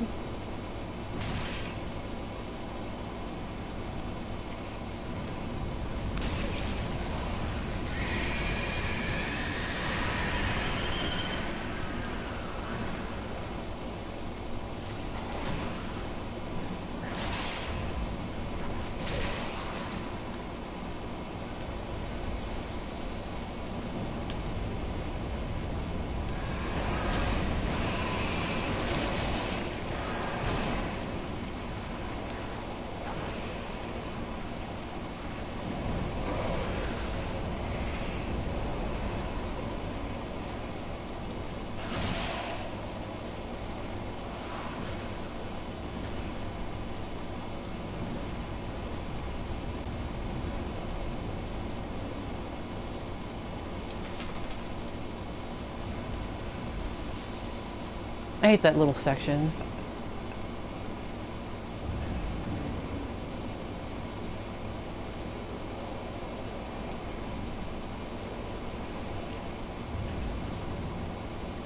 I don't know why they give you a raw gem right there, considering raw gems aren't that great.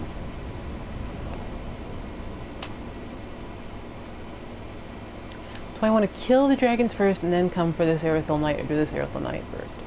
I want to kill the dragons first.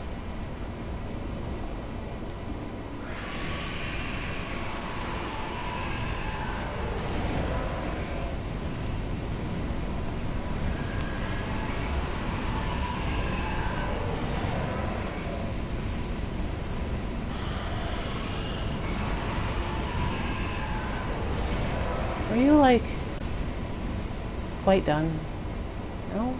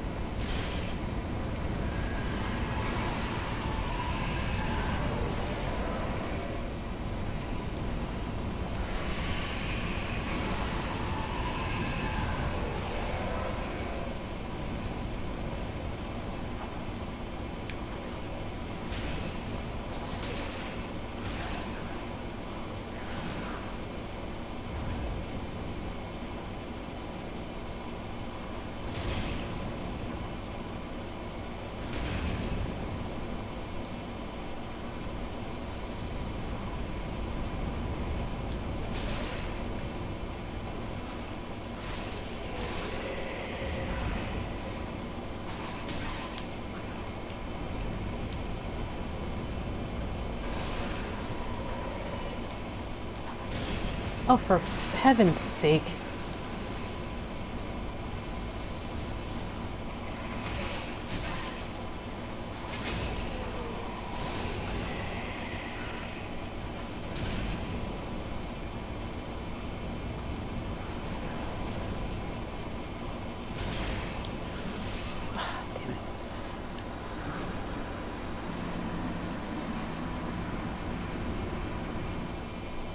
Speaking of places I don't like being, but I can just run there now.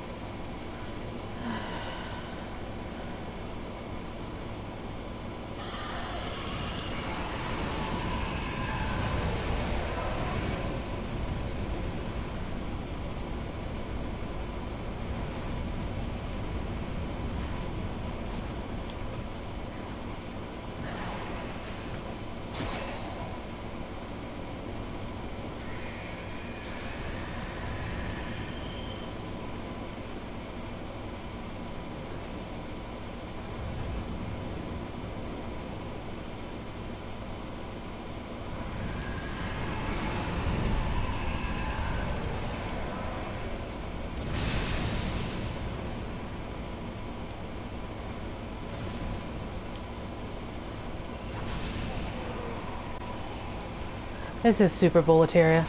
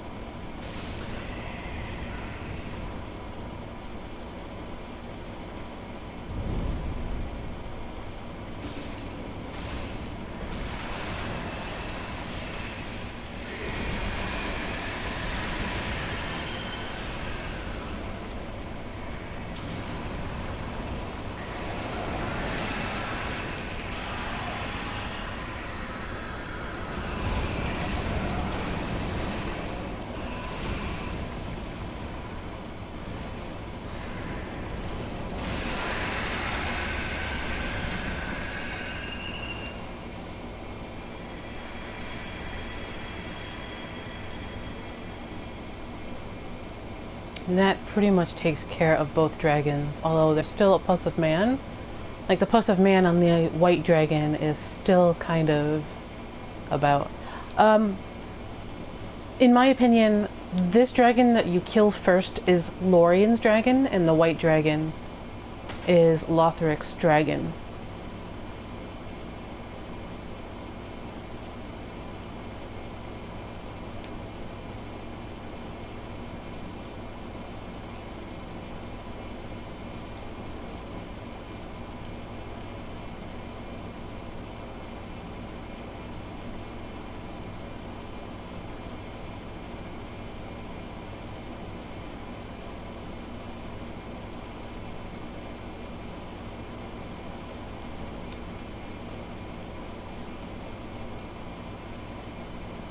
New Game Plus, there's a ring right below me. Or further New Game cycles.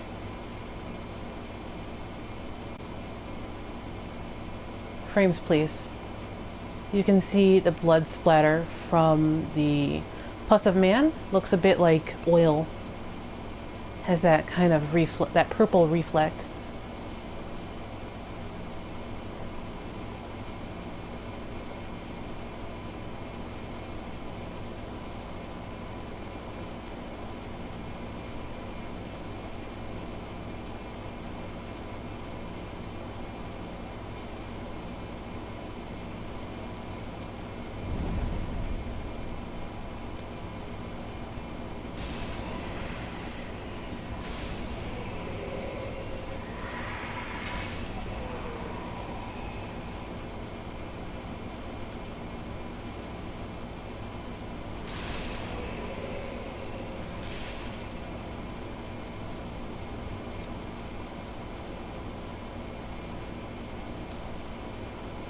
There's a bunch of mimics in Lothric too.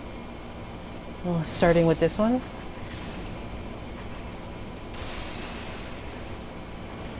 And this one's an Aldean mimic.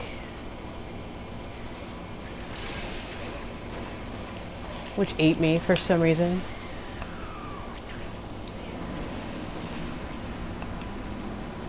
Because Aldean mimics have hitboxes. It's true.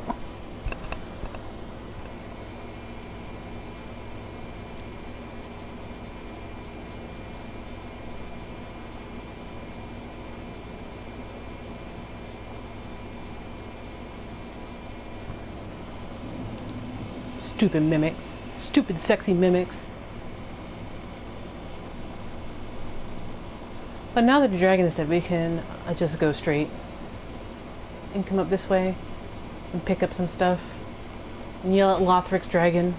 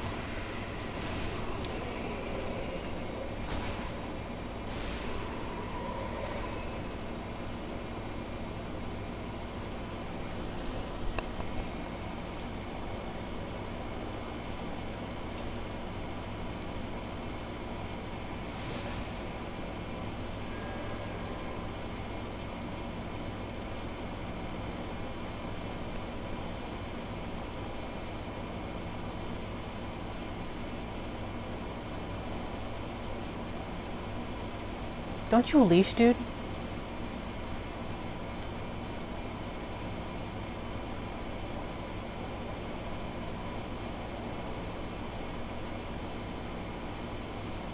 Alright, well, guess I will fight the Aerithil Knight.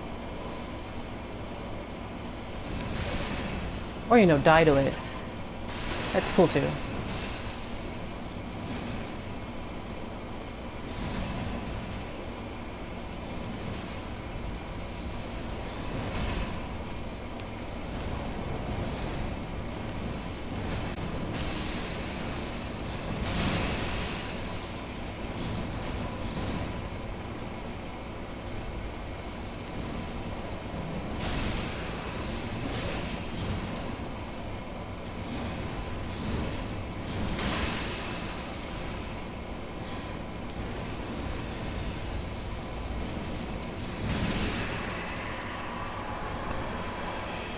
Right out of the air.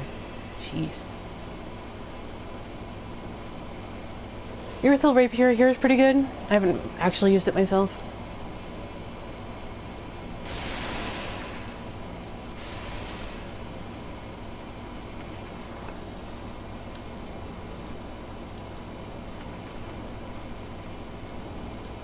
Spirit tree.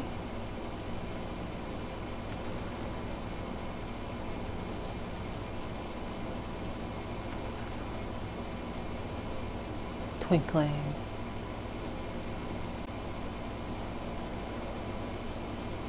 Sort of like a treasure cache.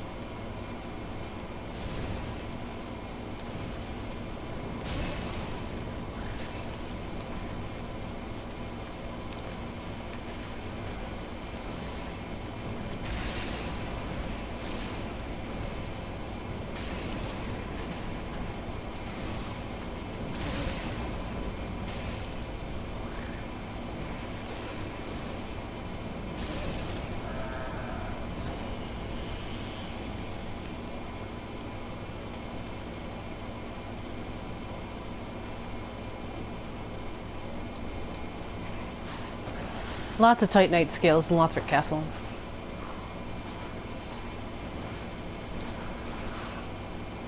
Dude really wanted to backstab.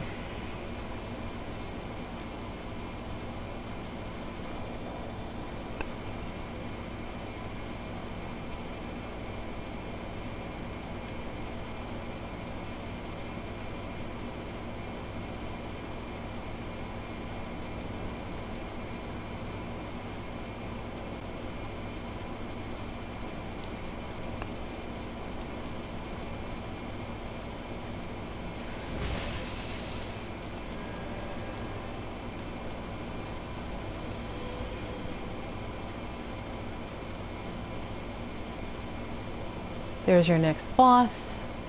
We're heading for the shortcut.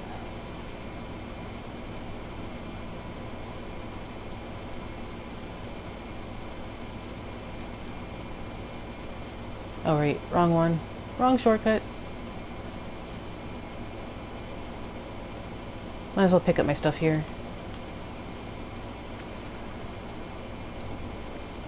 Lots and lots of tightening skills.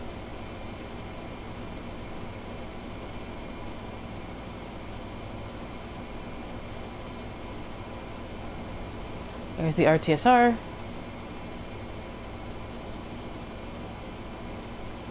This kind of suggests where the BTSR was. BTSR might have been in lower Lothric Castle, while RTSR was up here.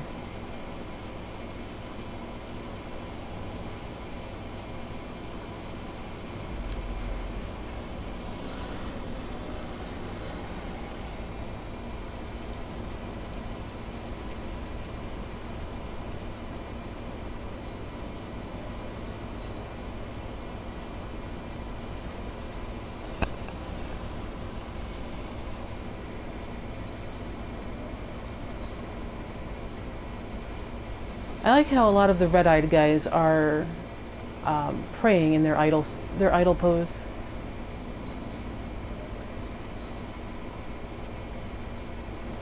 Also, anyone notice how Lothric's crown has gold leaves on it?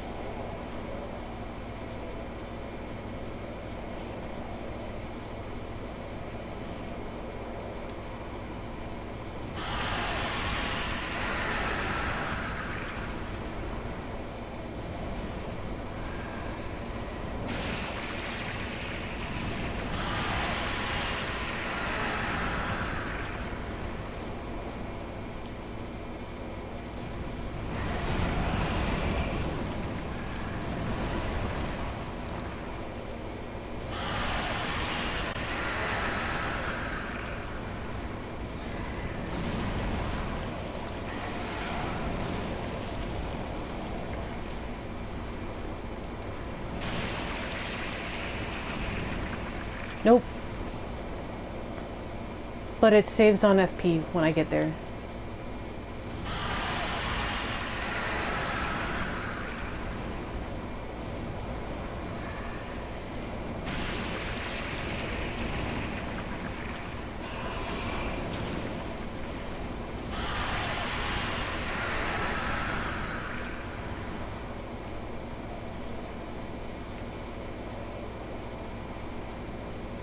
Actually, I should switch my hand for that.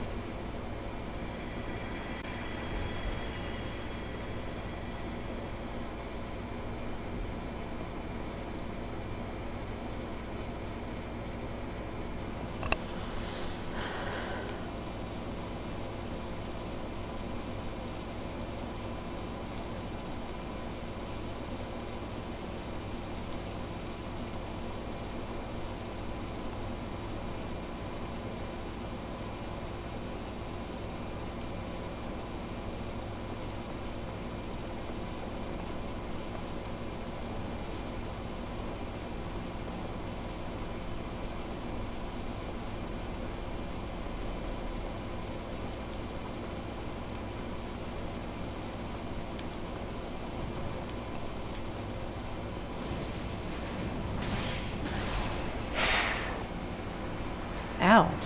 That counter damage.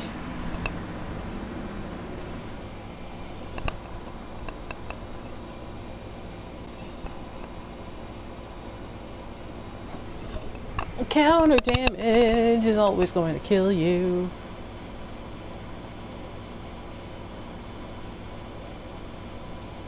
Rip. Yep. Pretty much. Pretty much all of the shortcuts are open too, so it doesn't... It's a short jaunt back.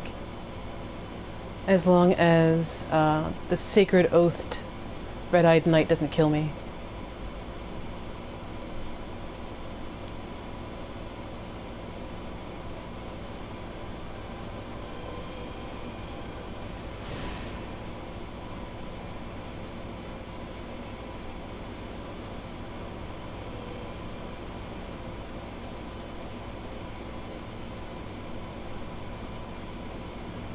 Frames are chugging here.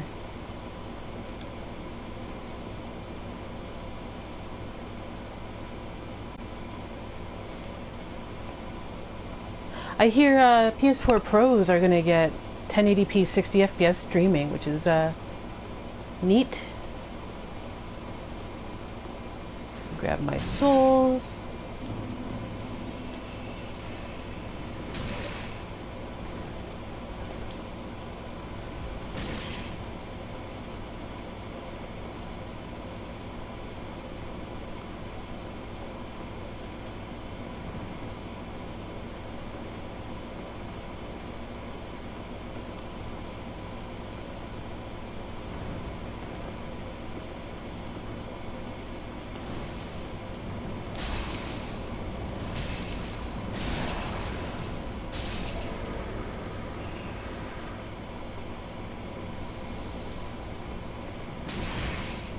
Ow.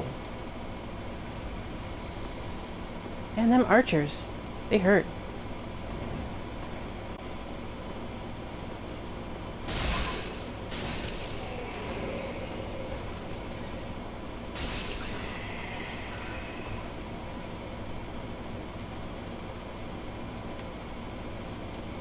Honestly, I kind of wonder why there's a... You can come all the way over here. There's like no illusory wall. Bigger? Liar.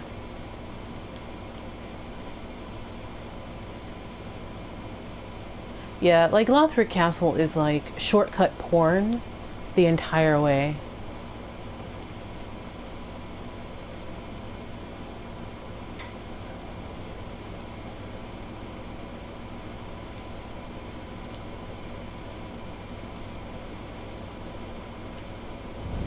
I'm gonna buff myself just in case I need to fight this guy.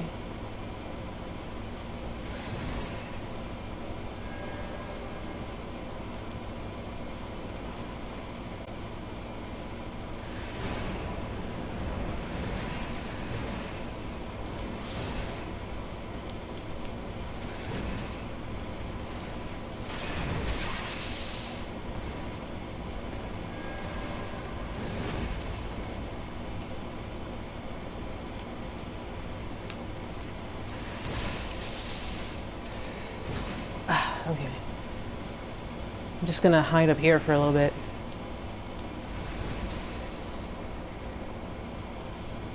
Very interesting how their buff gives them lightning damage.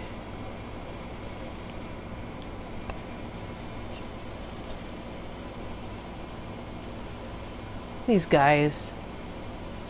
Are you guys trying to figure out the ladder?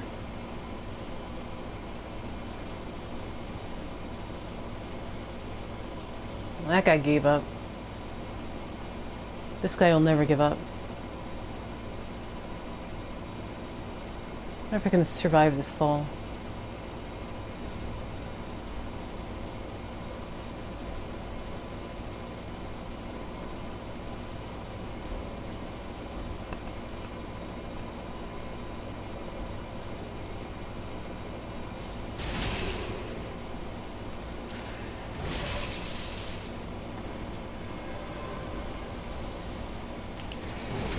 Oof.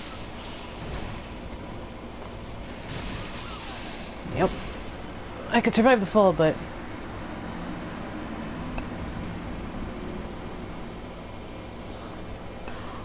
maybe. I'll have to try that. I'll have to test that out.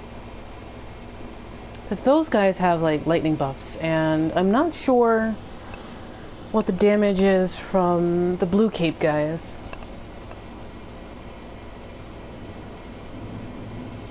Womp womp.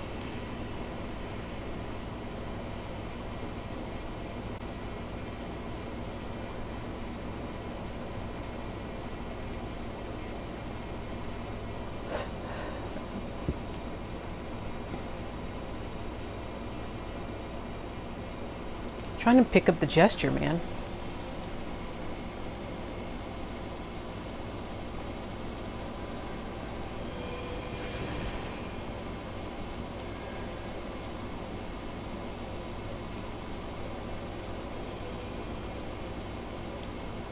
This is it's a very Demon Souls-esque kind of place.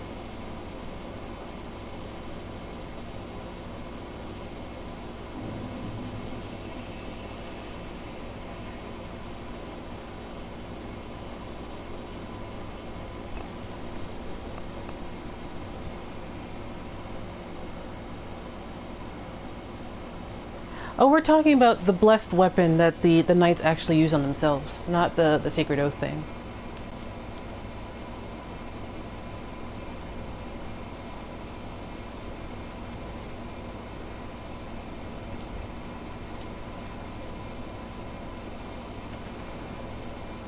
Like, whenever they buff their swords, it registers as lightning.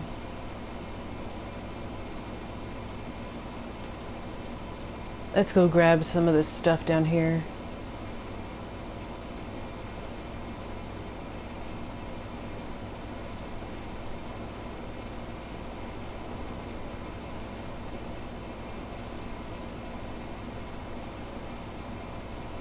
Yeah, the Archive Knights have crystal magic.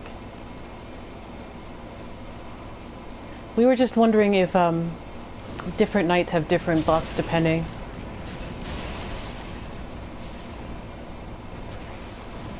This is a real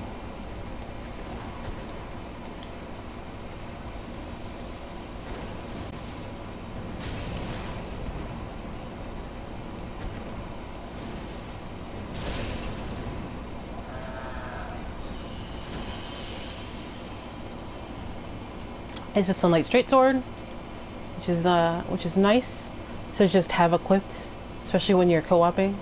Just pop the weapon art and switch to your actual weapon. This is the Boreal Divine Tome of Lothric, which is our last Divine Tome for Irina. That's supposedly Filianor in the circle. I have to get the closer look from the design works, but it looks like Filianor in the circle.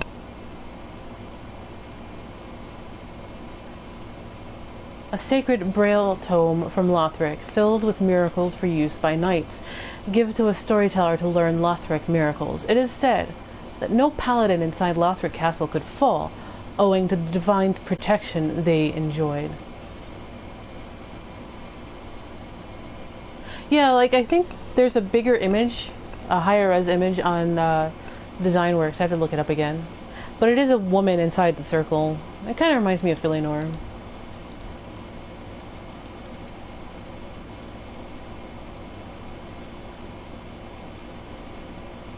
Make sure I'm not forgetting anything.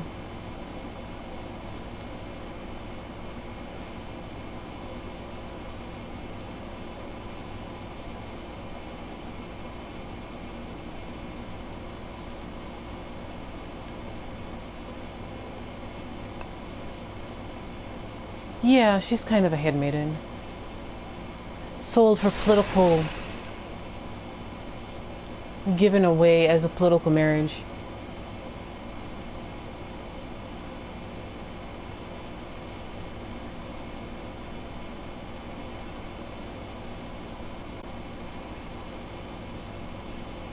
So the dragons are now gone, Irithyll Knight's gone, shortcuts are handled. Let's head back to Firelink.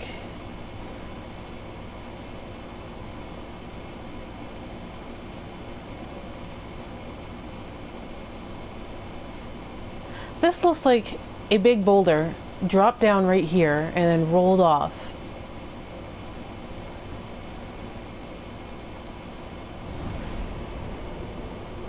Yeah, let's see what miracles is there.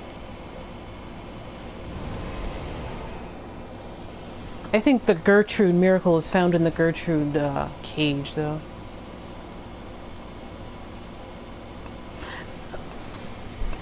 Yeah, like I know that there's a bigger image in the Designworks, but I don't have it on me.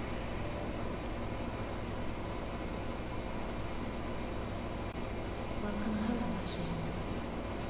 Speak thine heart's desert. Very well, then doth he know. Yeah, but Gertrude was crazy and a heretic. Mad awesome. Oh, yeah.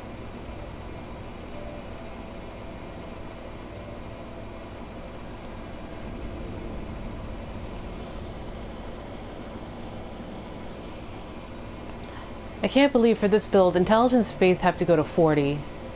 And this is going to like 30, and this is like 34. And I'm like nowhere near. Nowhere near.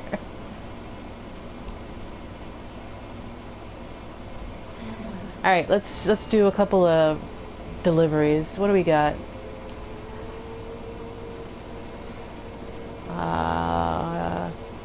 We already read that.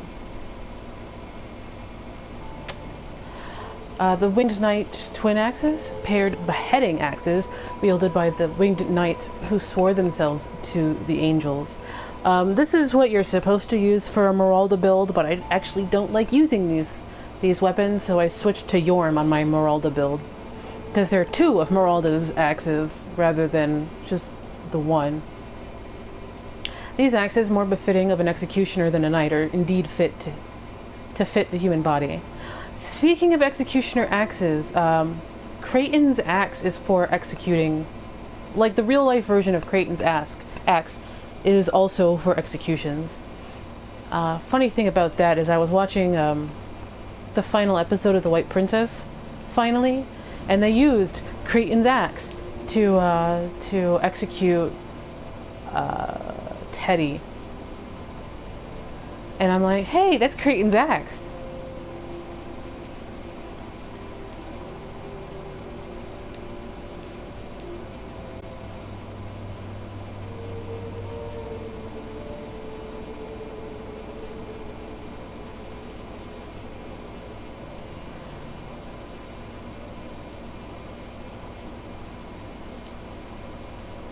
This is the Gargoyle Flame Spear, not what I wanted. Flame Spear, Great Lance. This lance features a long pole and was originally intended to be used by knights for jousting, except there's no horses? The weapon, or unless they used their dragons for jousting, probably. This weapon is primarily used in charging attacks, and would require tremendous strength and dexterity to be handled by a mere foot soldier.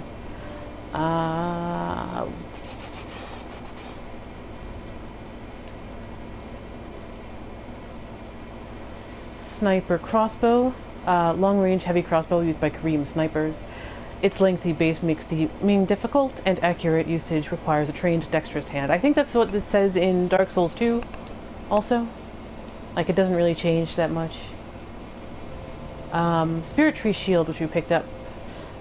A knight's shield engraved with the a knight's shield engraved with a crest depicting a spirit tree. One of the enchanted blue shields. The spirit tree crest shield greatly reduces lightning damage.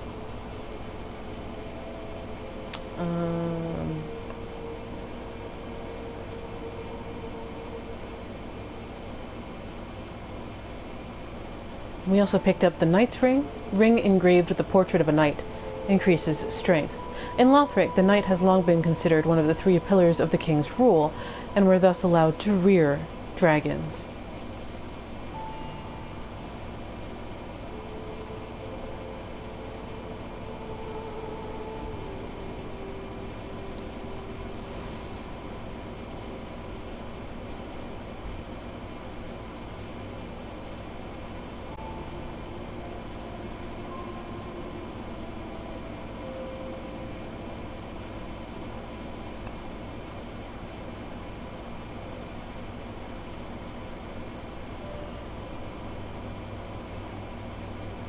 Well, here's the other thing.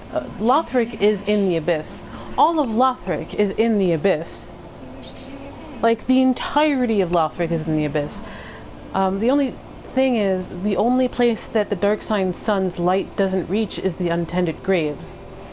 And the Untended Graves reveals the truth that everything is in the Abyss already.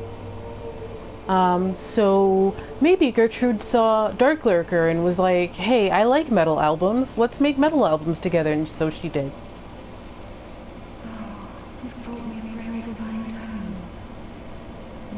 Like, the light is a lie. The light is dead. The sun is dead. The sun has been dead since Dark Souls 1. Well, the sun has been dead since Dark Souls 1. We live by the chat lag. We die by the chat lag. I think she gains Blessed Weapon. Miracle taught to Lothric Knights. Blesses right weapon, increasing attack power, as well as gradually restoring HP. It's actually pretty neat, actually. The knight is one of the 3 pillars of Lothric, said to have strengthened ties with the High Priestess after the scholars acquired the Grand Archives. So, I mentioned this in my essay, Mandate of Embers, but the 3 pillars of rule, the Kingdom of Lothric is basically federalized. You have the 3 pillars of rule and governance. You have the knights, who are basically your law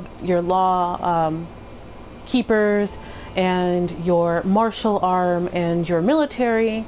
And like any military, they have a flag. In this case, it's the dragons, and the dragons are symbolically the heart of Lothric. When you see the twin dragons in front of the dragon barracks, the darker colored one is Lorien, and the white colored one is Lothric. The fact that they are rattling from the inside shows, symbolically shows that there is a rot growing within the Kingdom of Lothric. When the scholars acquired the Grand Archives and fell to their heretical worship of Seath the Pale Drake and alienating the other 2, the knights and the High Priestess, which is Emma, came together, trying to rule what happened with Lothric. But it didn't work. The knights, being the closest to the Abyss, have already fallen, especially in Lower Lothric. Lower Lothric, they fell to the Abyss already, which is why A, they don't have heads, B, they're all empty suits of armor down there. Much like what happened with the Millwood Knights, which you get from their armor as well. Up in Lothric Castle, it's a bit further from the central point of the Abyss gravitational pull. So, while you have dying knights, you still have a lot more knights still kind of alive. Well, that's kind of a relative term. Undead, shall we say. So, that's... the political happenings of Lothric are pretty much well spelled out here. And it was falling apart. Lorien and Lothric were more concerned about consolidating their own power. And then when they came back after linking the fire and finding that, you know, it wasn't worth it, they just kind of retreated and pieced out, which left the Knight and the High Priestess the only true trying to, like, rule and govern Lothric, but that was falling apart. And then the Knights just pretty much got destroyed. And then the last High Priestess, Emma, is nothing more than a memory, and she's basically a pilgrim at the beginning of the rubbish heap, who is, you know, to be thrown out with all the other rubbish, and she ends up becoming an angel, which you probably discredited when Gertrude was talking about angels, because Gertrude was crazy and heretical anyway. So there you go. I don't think anything else. Yeah. This is a miracle taught by the Knights by Gertrude, Holy Maiden to the Queen, gradually restores a large amount of HP. The Heavenly Daughter is said to be the Queen's child. Probably the Queen's child, most definitely half-sister to Lorien and Lothric at the very least. But yeah. They're probably like great-great-grandchildren of Guinevere or something, but they are not Guinevere. Because it says pretty specifically that Guinevere had a lot of heavenly children. So, the Queen of Lothric isn't Guinevere, but is probably related in some way. Kaitha's a fake. That's pretty much it.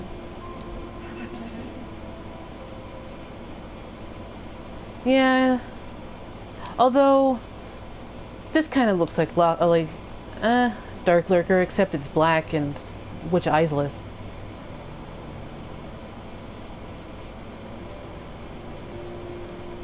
What else? Do I need to deliver anything else? Oh right, Estus Shard. To Andre!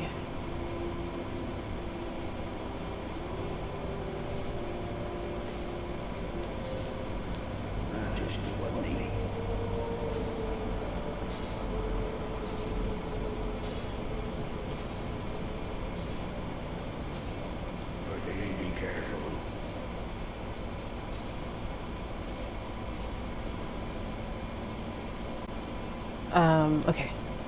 Let's go beat up an old man before we beat up an empty suit of armor who gets really pissed at us later.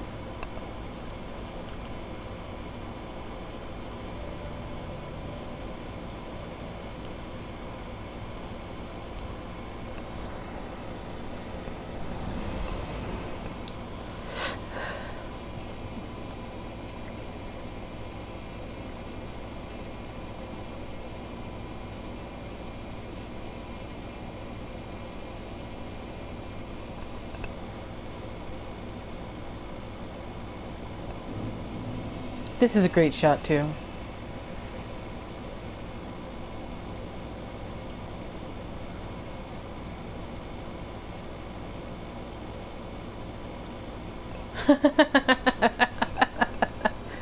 Yeah, it's pretty much it there.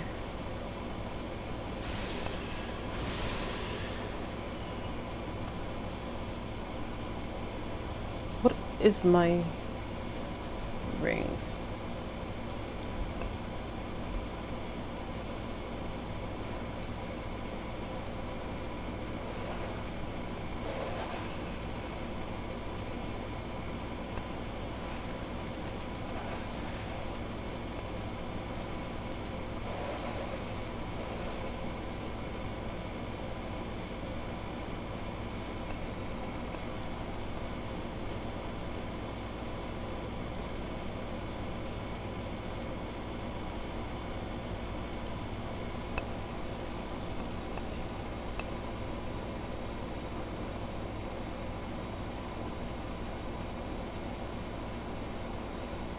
And Kaitha.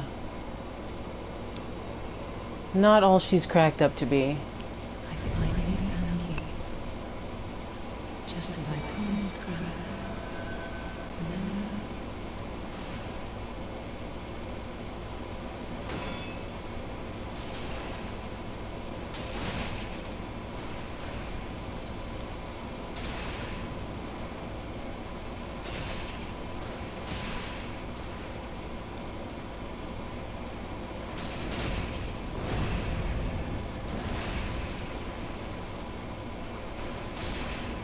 Your quarrels with me, old man.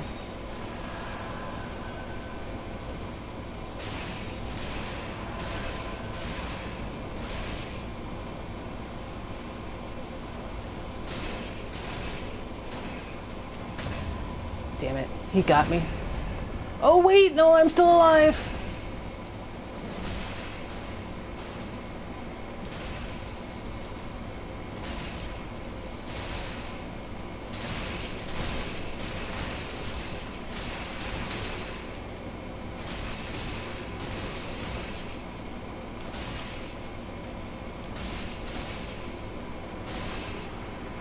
Dang it.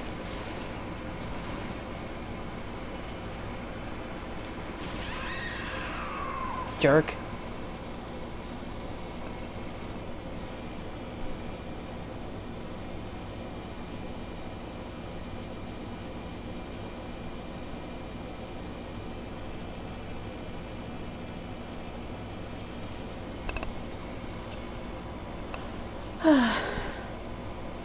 Well, rip. Try again.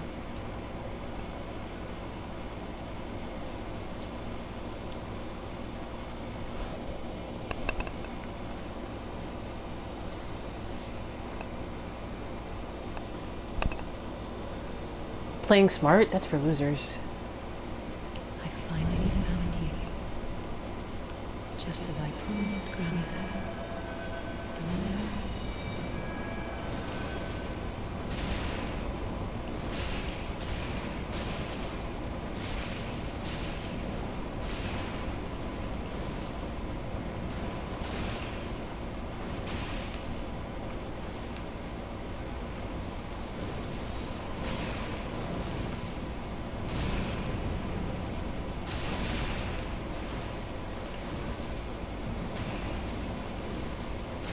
Why are you trying to parry a fireball, dude?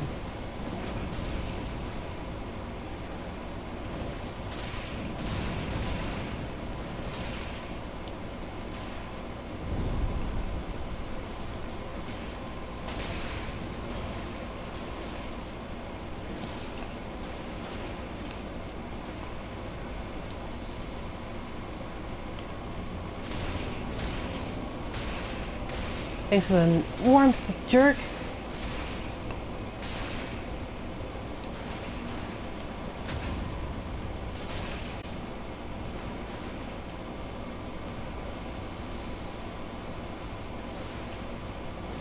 Damn it.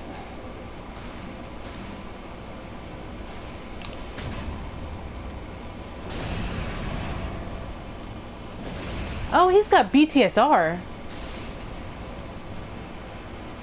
Well, that lot of good that did for him.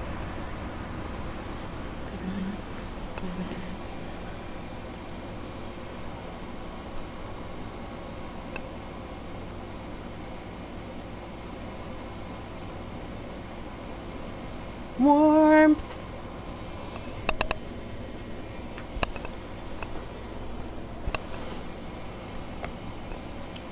Bourbon, what's up? I pretty much clowned on Champion Gundyr today. Poor Champion Gundyr. He really didn't deserve all that.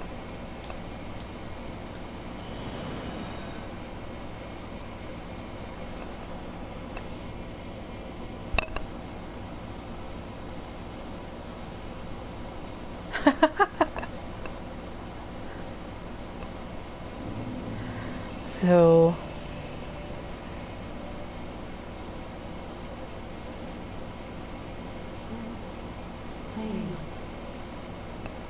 I'm afraid I've involved you in my affairs, but a little promise of that.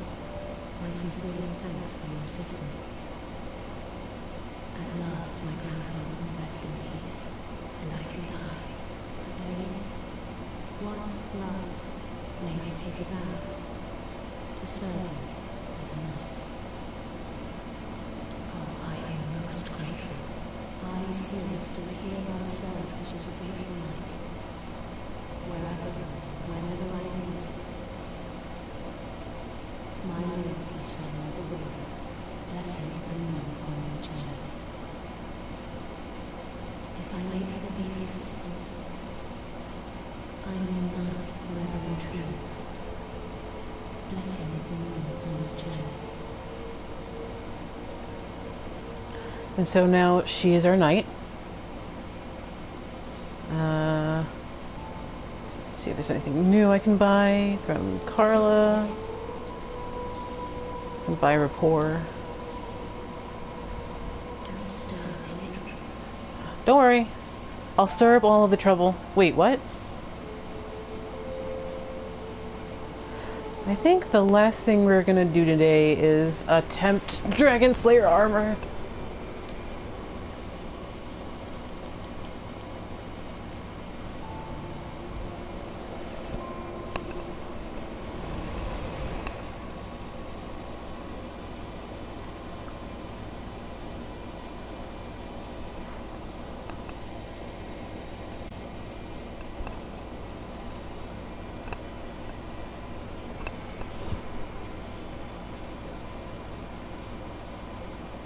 Yeah. It gets really mad at you later. Super mad. It was probably put there because people were like, why can't I get his armor? And then FromSoft was like, fine. Here, you get to fight him again.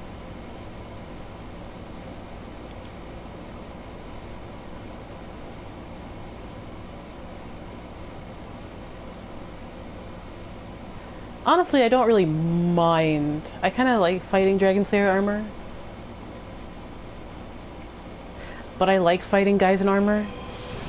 That's like my thing.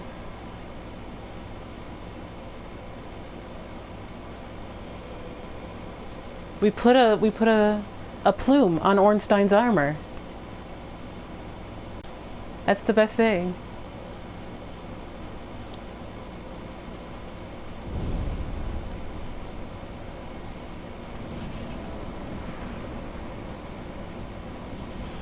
This is probably one of my favorite boss themes in the entire OST.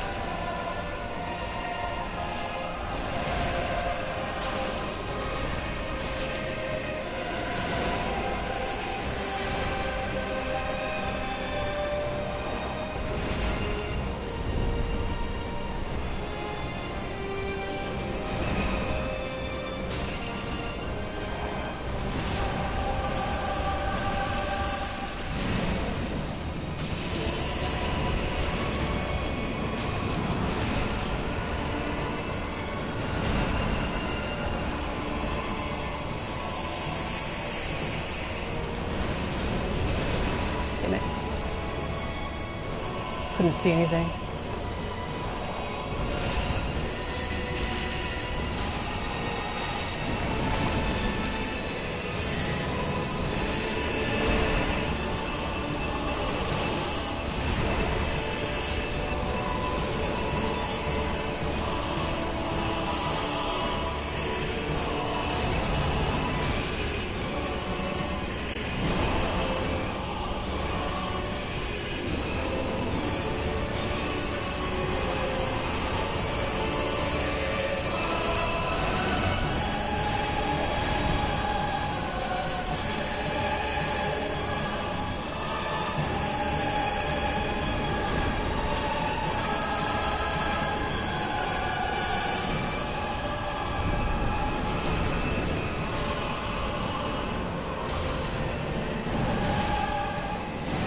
Damn it.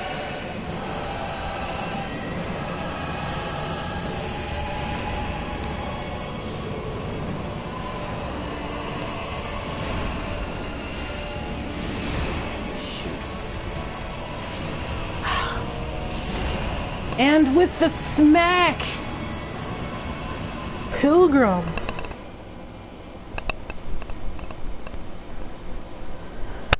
Every helmet should get a plume, even the armored core ones.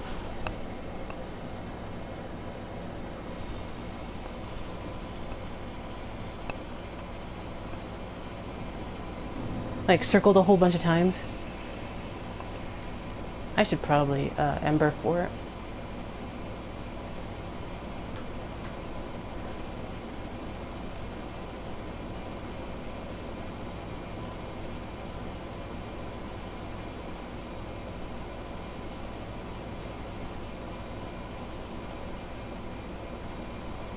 Well, the next game is probably Armored Core 6. The 19th game in Armored Core.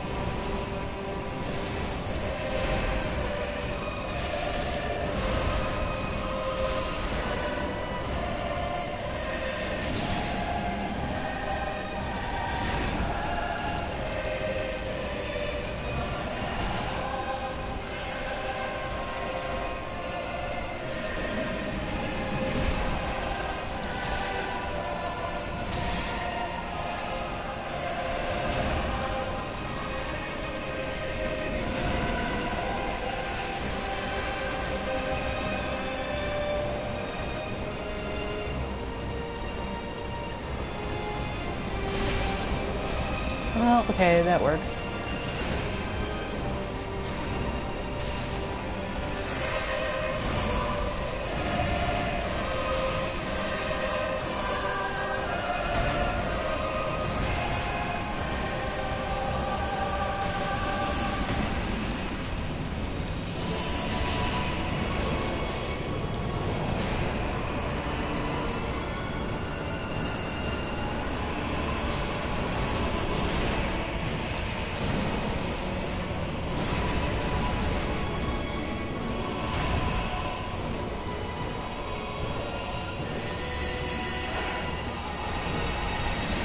Damn it.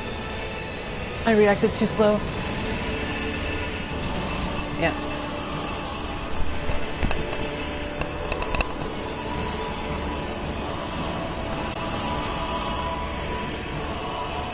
Man, the music's so good.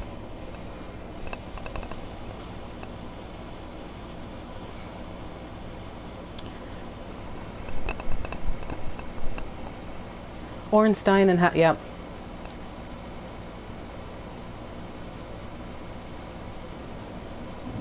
So that's the check with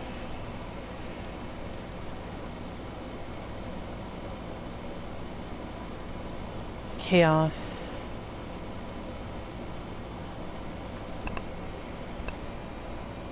He doesn't seem to really do much with Dark.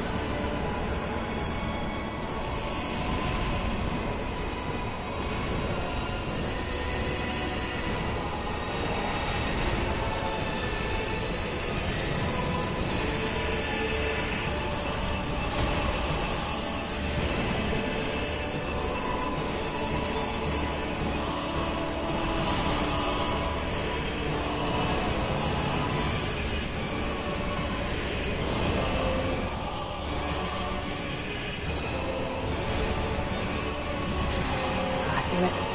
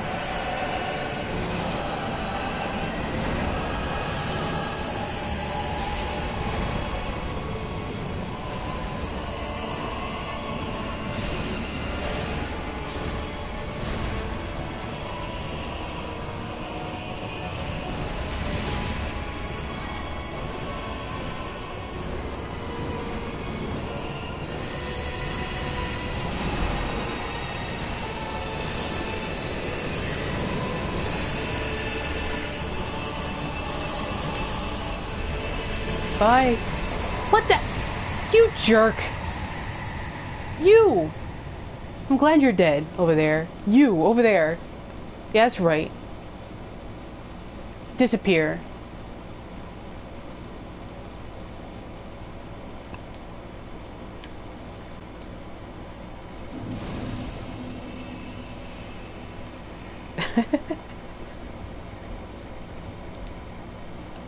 Pilgrims always gotta have the last say.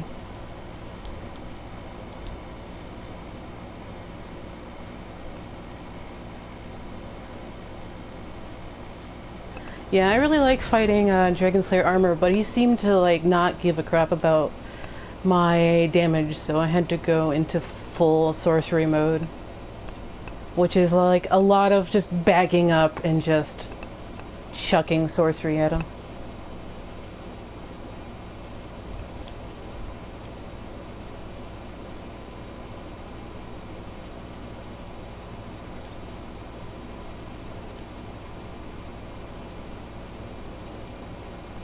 So when you do come in here for the first time, because it's really, it goes by really fast, and the music crescendos right at the outset.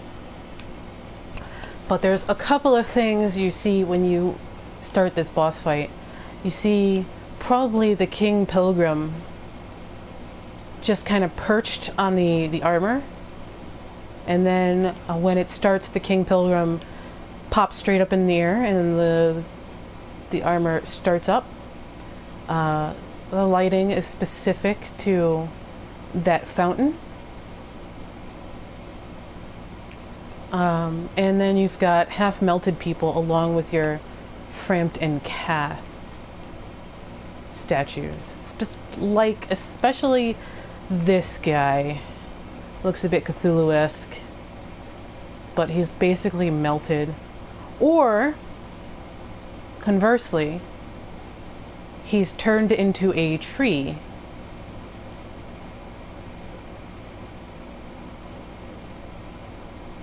No, I think this is... People say it's wax, and it's a good observation because of the wax thing inside the Grand Archives, but what if this is just tree roots? What if this is a person becoming a tree? Especially with the bottom looking bark-like. I mean, it looks like wax, but it could also be a tree.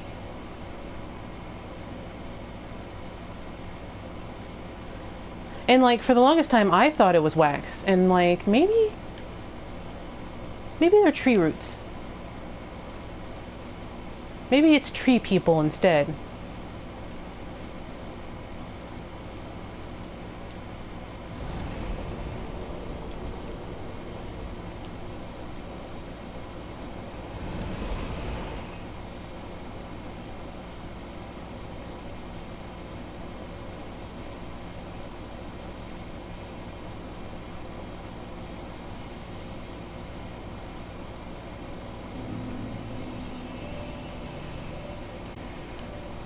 Alright, so that's gonna wrap it up for actual play.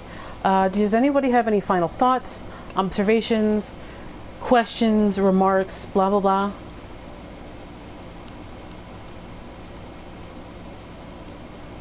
While I level up? Anything you guys want to talk about real quick?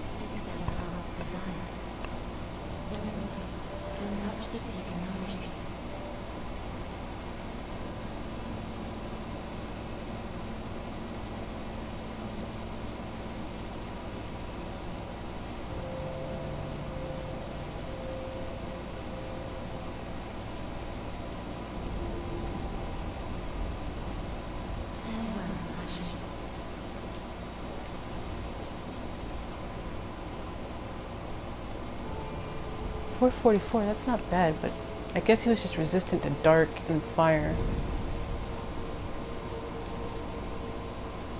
Jeez, 595 buffed.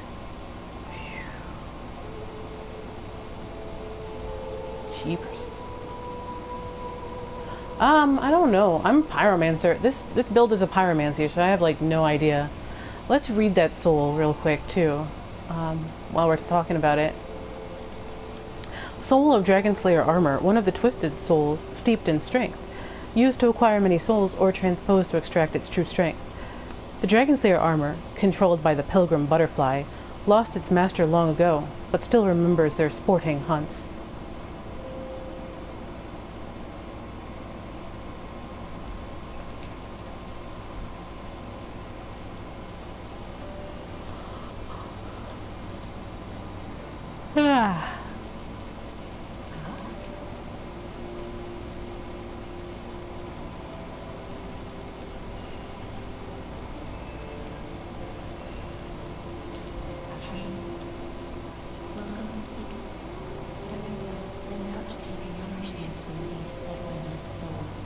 Yep, we have the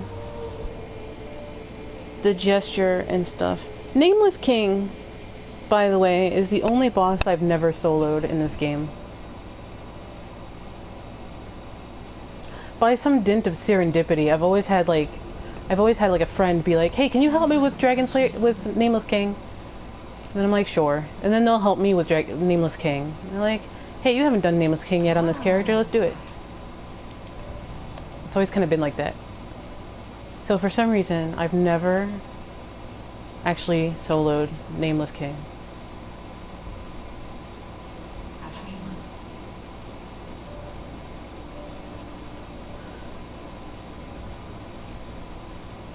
Switch fashion for next stream.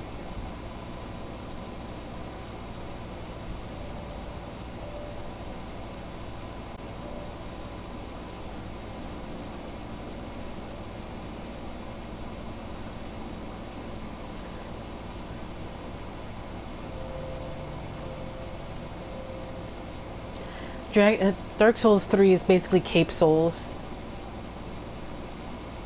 Capes everywhere. So many capes.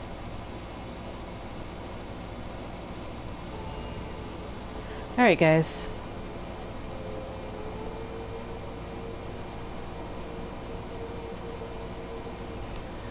So that's going to do it for me tonight. Thank you for joining me tonight. And I'll see you guys next stream. Praise the sun. And 80s jewelry.